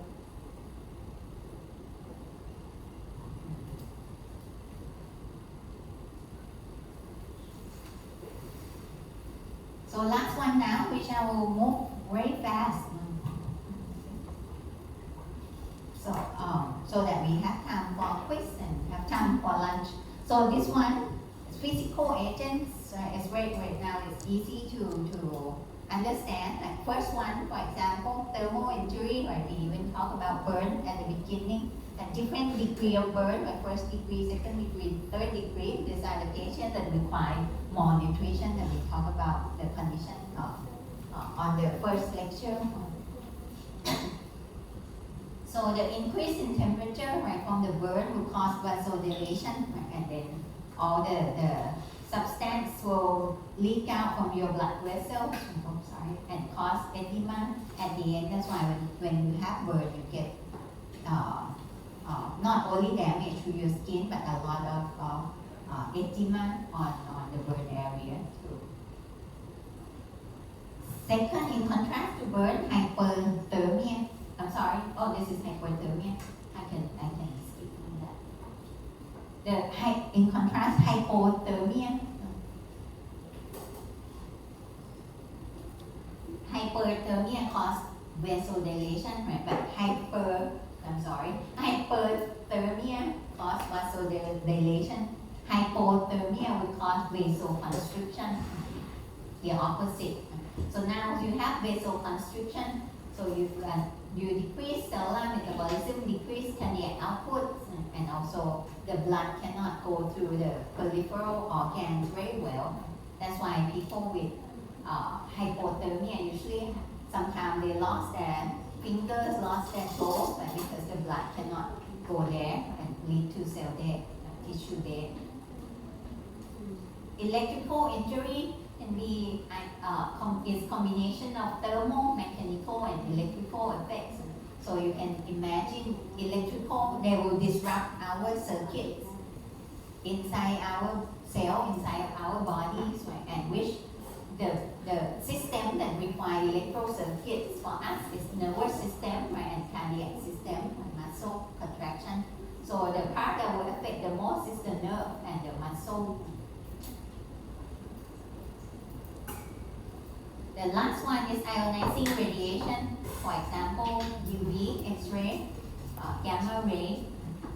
Which ionizing radiation can, the major effects of ionizing radiation, this one that you need to be aware, right? That's why when we do the X-ray film for the dental observation, then you need to be aware because ionization will lead to DNA damage. That's the direct effects of it. So if you have DNA damage, at the end you can get cell death, and also it can lead to cancer, to carcinogenesis. So that's a quick wrap up for everything. Any questions before we move on to Kahoot to see how much you obtain today or not obtain? เพื่อนหายไปไหน เพื่อนเหรอ เดี๋ยวไม่ได้คะแนนนะจะรอหรือเปล่าไม่รอก็ไปเลยพร้อมไหมหรือจะเบรกก่อนนะคะ เบรกก่อนครับ เบรกก่อน โอเคครับ เบรก5 นา ตอ ที นเขาหายไปไหน ให้ run through slide แป๊บหนึ่ง go to kahoot.it or the app you already have. Can you type your student ID and name as long as you can? That will be character limits, but type it as long as you can, as as many characters as you can. Your student ID first and then your name, first name. ใช่ไหมคะเอ้ยติดกับอันนี้ ได้สาราวี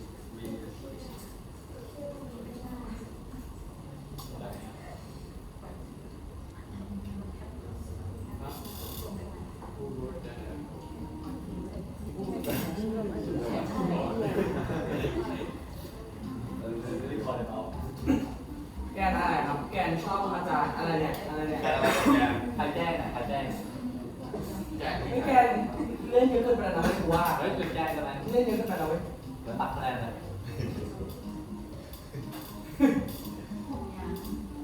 อีกสองอย่าง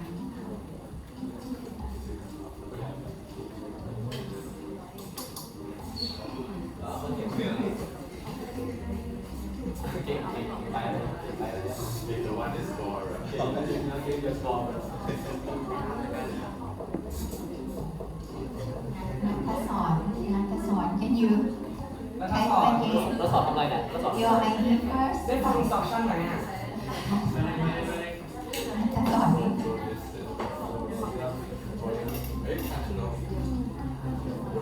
ใครคือ Fabulous Square ตายร้องไห้ไป เปลี่ยนชื่อเอง คุณจะร้องไห้ไปแล้ว เย้ได้แล้ว เฮ้ยชิคกี้พายครับเฮ้ย เจ็บข่าวดีหายเลย เด็กเด็ก ออกแล้วเขาเตะได้ไหมเตะยังไงอ่ะอ๋อโอเค ด้านเห็ เตะ นชิค ได้ กี้พายครับอ๋อเด็กได้ครับคนนี้ ครับโทษย้ำทานข้าวอะไรเนี่ยไม่เนี่ย เขาเพิ่งรู้ว่าเตะได้ค่ะ อ้าวตั้ง ตรงไหนแม่ใครเนี่ย เตะเลย เด็กน่ารักเนี่ยไม่ฟังอินสตรัคชั่น ออกออก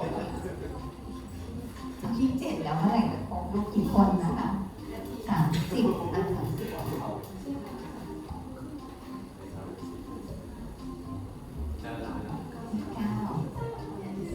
ไหนเอ่ย which one which one นะคะเอ้าอะไรเนี่ยคือสองคนนี้คือโดนเปลี่ยนหมดเลยเหรอ คือ คะ วันโดกูบูส ทำไม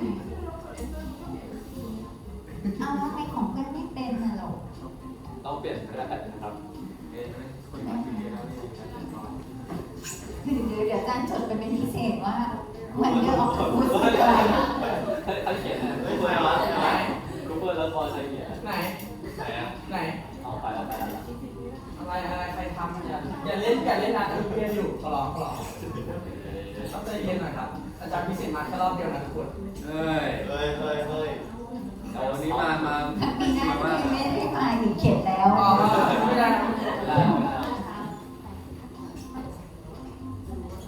ขอบคุณอะไรเนี่ย อ้าว เป็นอาจารย์นะครับ มันเขียนชื่อไม่ได้ครับ งั้นเดี๋ยวพี่จด2 คนนะคะว่า tropical glider คือใครทั้งวันเดอร์ออฟพูดคือใคร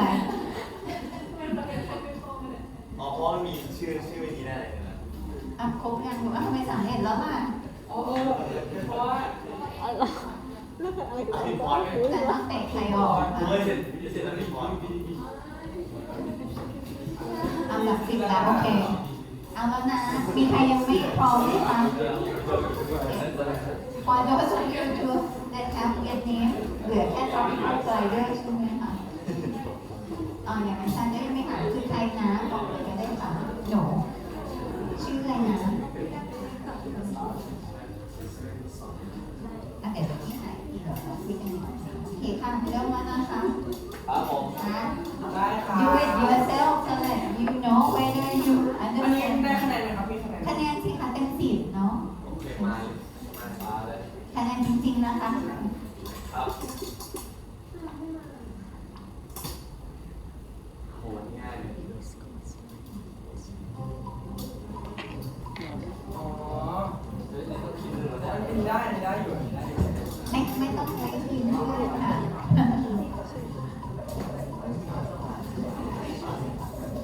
primary ดูเป็นนั้น stress on primary นี่ใครวะเนี่ย K อุ้ย เก่ง ใคร มาก ตอบสีเหลืองอ่ะ เก่งมาก ไม่ได้อันเนี้ยไม่สลายูเย็นจะไหนยูเย็น ตั้งใจเรียนเอาอันนี้ง่ายโอ้ ง่ายง่ายง่าย มา for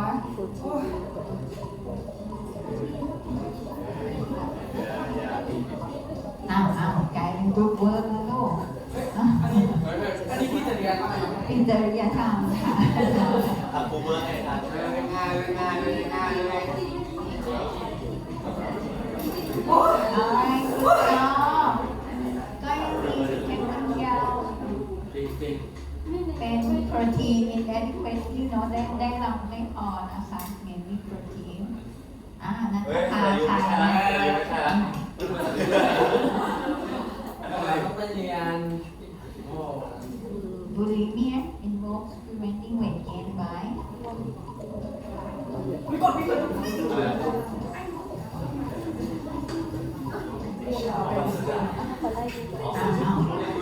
ไม่ต้องปรึกษากันลูกข้างหลังค่ะโอเคคุณจอยังมีคนฟังเลคเชอร์อยู่ ใช่ครับ ผมฟังครับผมฟังต่อครับ ใช่ครับ ผมชอบเลสมากครับที่อาจารย์สอน ไม่ต้องเลยค่ะ ได้ได้ เอาใจไม่ได้คะแนนค่ะ ใครนันทภาเอ่ย ผมครับ โอ้เก่งมากนะ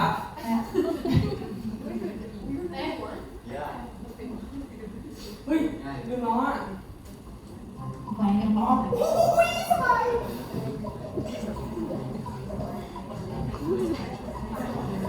energy เต็มร้อยคือน้องเฟิร์สแต่ชั่วโมง การนี้ข้อนี้ผมตอบได้แหละ จำดูสบายนะ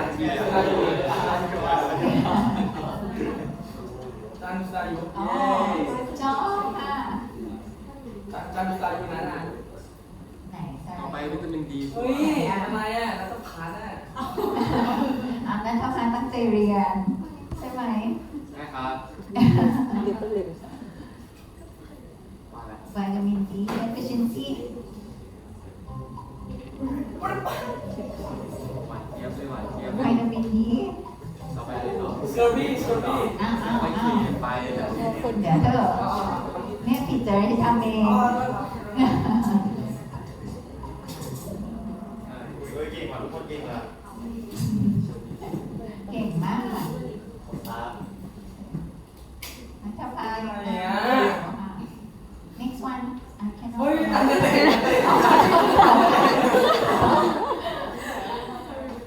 Vitamin C is essential for คิดดังมากเลยลูกไม่ต้องคิดดังค่ะ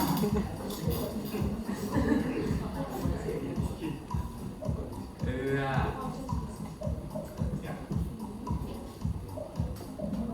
หวานเจี๊ยบ Okay.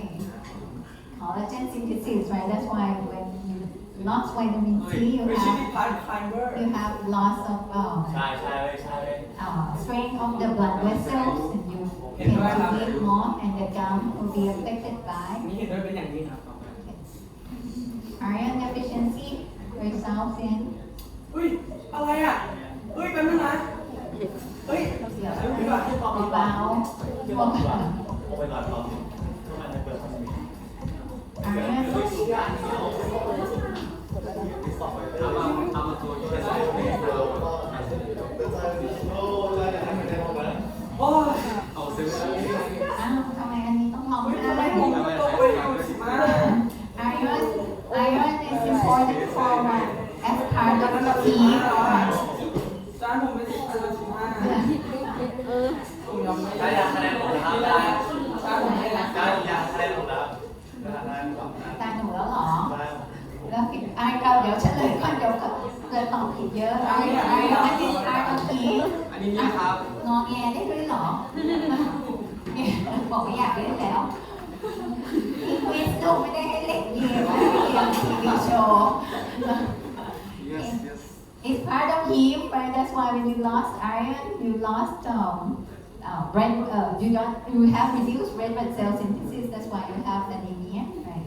โลหิตจางนะคะคุณจ้ออ้าวไหนใครบอกให้รอเพื่อนนัทภาอยู่เหมือนเดิม ครับผมครับ อ้าวตกลงนัทภาใคร ผม ผมครับผมไม่ได้ ผมมาที่สายครับผมมาที่สาย โอเคเอา next one ใครใจ ผมครับ จริงเหรอคะแล้วก็หนูเชื่อ ได้ครับโอเคครับ เอาคูเปอร์ไปไหนวะ ได้ได้เออ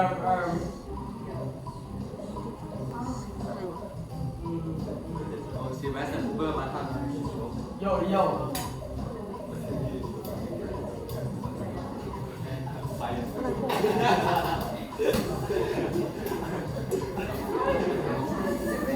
ไม่อ่านแล้วอ่ะไม่อ่านแล้ว ใครตอบ low blood pressure ใครตอบวะ have to be high blood pressure right?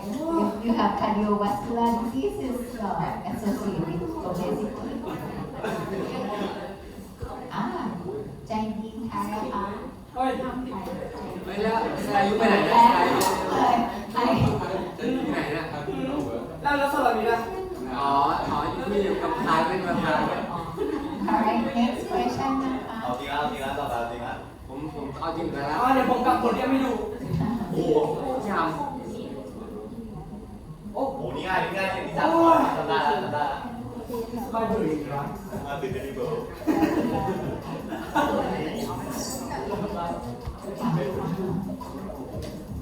ถ้า เล ตั้ง ย ใจเรียนในห้องคุณก็ต้องตอบได้ ำเฮ้ยได้ไงวะพี่อ่ะ ปัญหาคือไม่ได้ตั้งใจเรียนใช่ไหม ผมก้าวเพลงแล้วอ่ะ เฮ้ยบอลดูอยู่ที่25ถูกไหม อ๋อตอบถูกหมดจอ ขนาดไหนตามมาเนี่ย อยู่ไกลเลยถูกไหม มันตกกันเป็นใครก้าวได้ไงตกกันเกล็ดเป็นใครก้าวได้ไง next one Burton's line everywhere เฮ้ย เล็บ Burton's line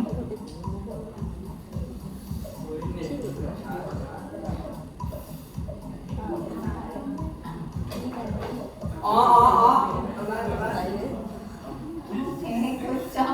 ใครตอบลิฟต์วะเนี่ย It's the line of what? Of what metal? กำครับก ใครวะเนี่ย What metal? ำเมอร์คิวรีไงครับ อ่ะ Mercury, lead. ตกไป10 Burton's line มาจาก ไอ้ อะไร ลายที่บนกระดูกใช่ไหมครับ ใช่ เมอร์คิวรีครับ อ่ะมาจากอะไรข้างหลัง เล่น เขาสอบเพื่อน เดี๋ยวทดสอบเพื่อนมาถูกไหมโอเค Lead lines like that is lead accumulate in the gum and the bone. So you see Burton's line on the gum, like the purplish line, blue purple line. นี่ค่ะนี่เป็นใจจีนนะคะOrganic นี่ง่ายเลย mercury นี่ง่ายเลยนี่ง่ายเลย mostly comes on mercury ที่บอกไม่ให้กินเยอะๆในทูน่า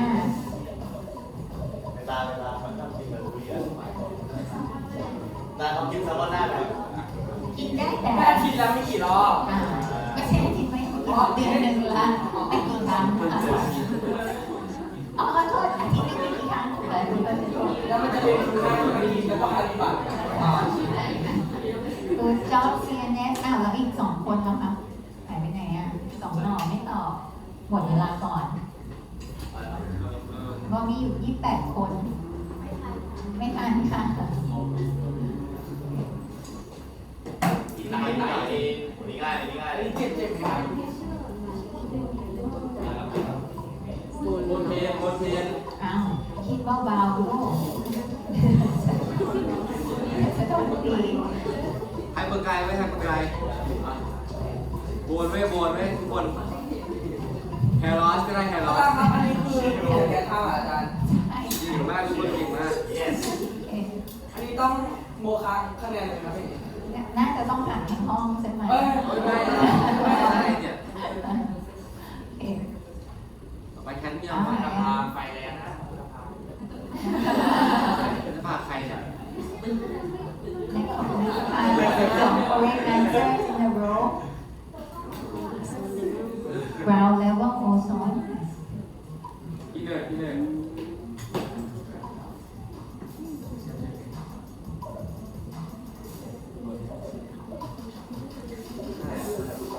เอาแล้ว พี่เนิร์ดแก๊ส เอาแรง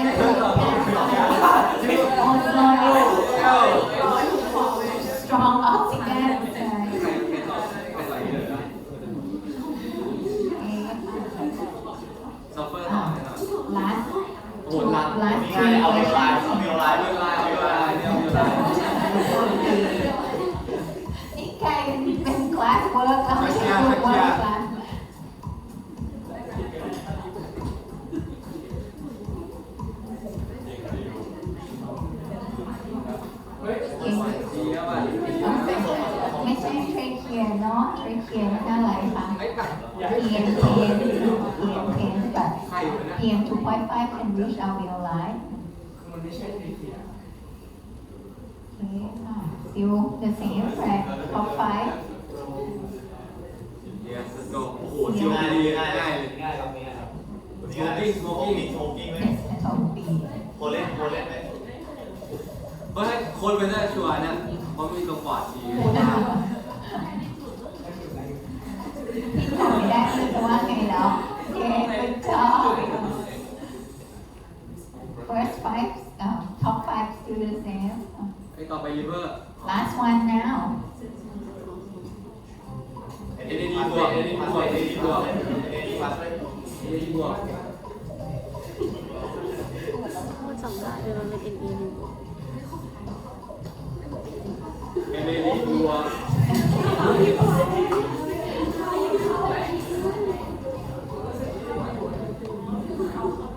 ใครตอบ okay NAD's last is correct answer and that's why you have reduced fatty acid oxidation because you use it to oxidize alcohol instead of fatty acid good เอ้า job เฮ้ยกดได้ไงวะกดได้ไงอ่ะ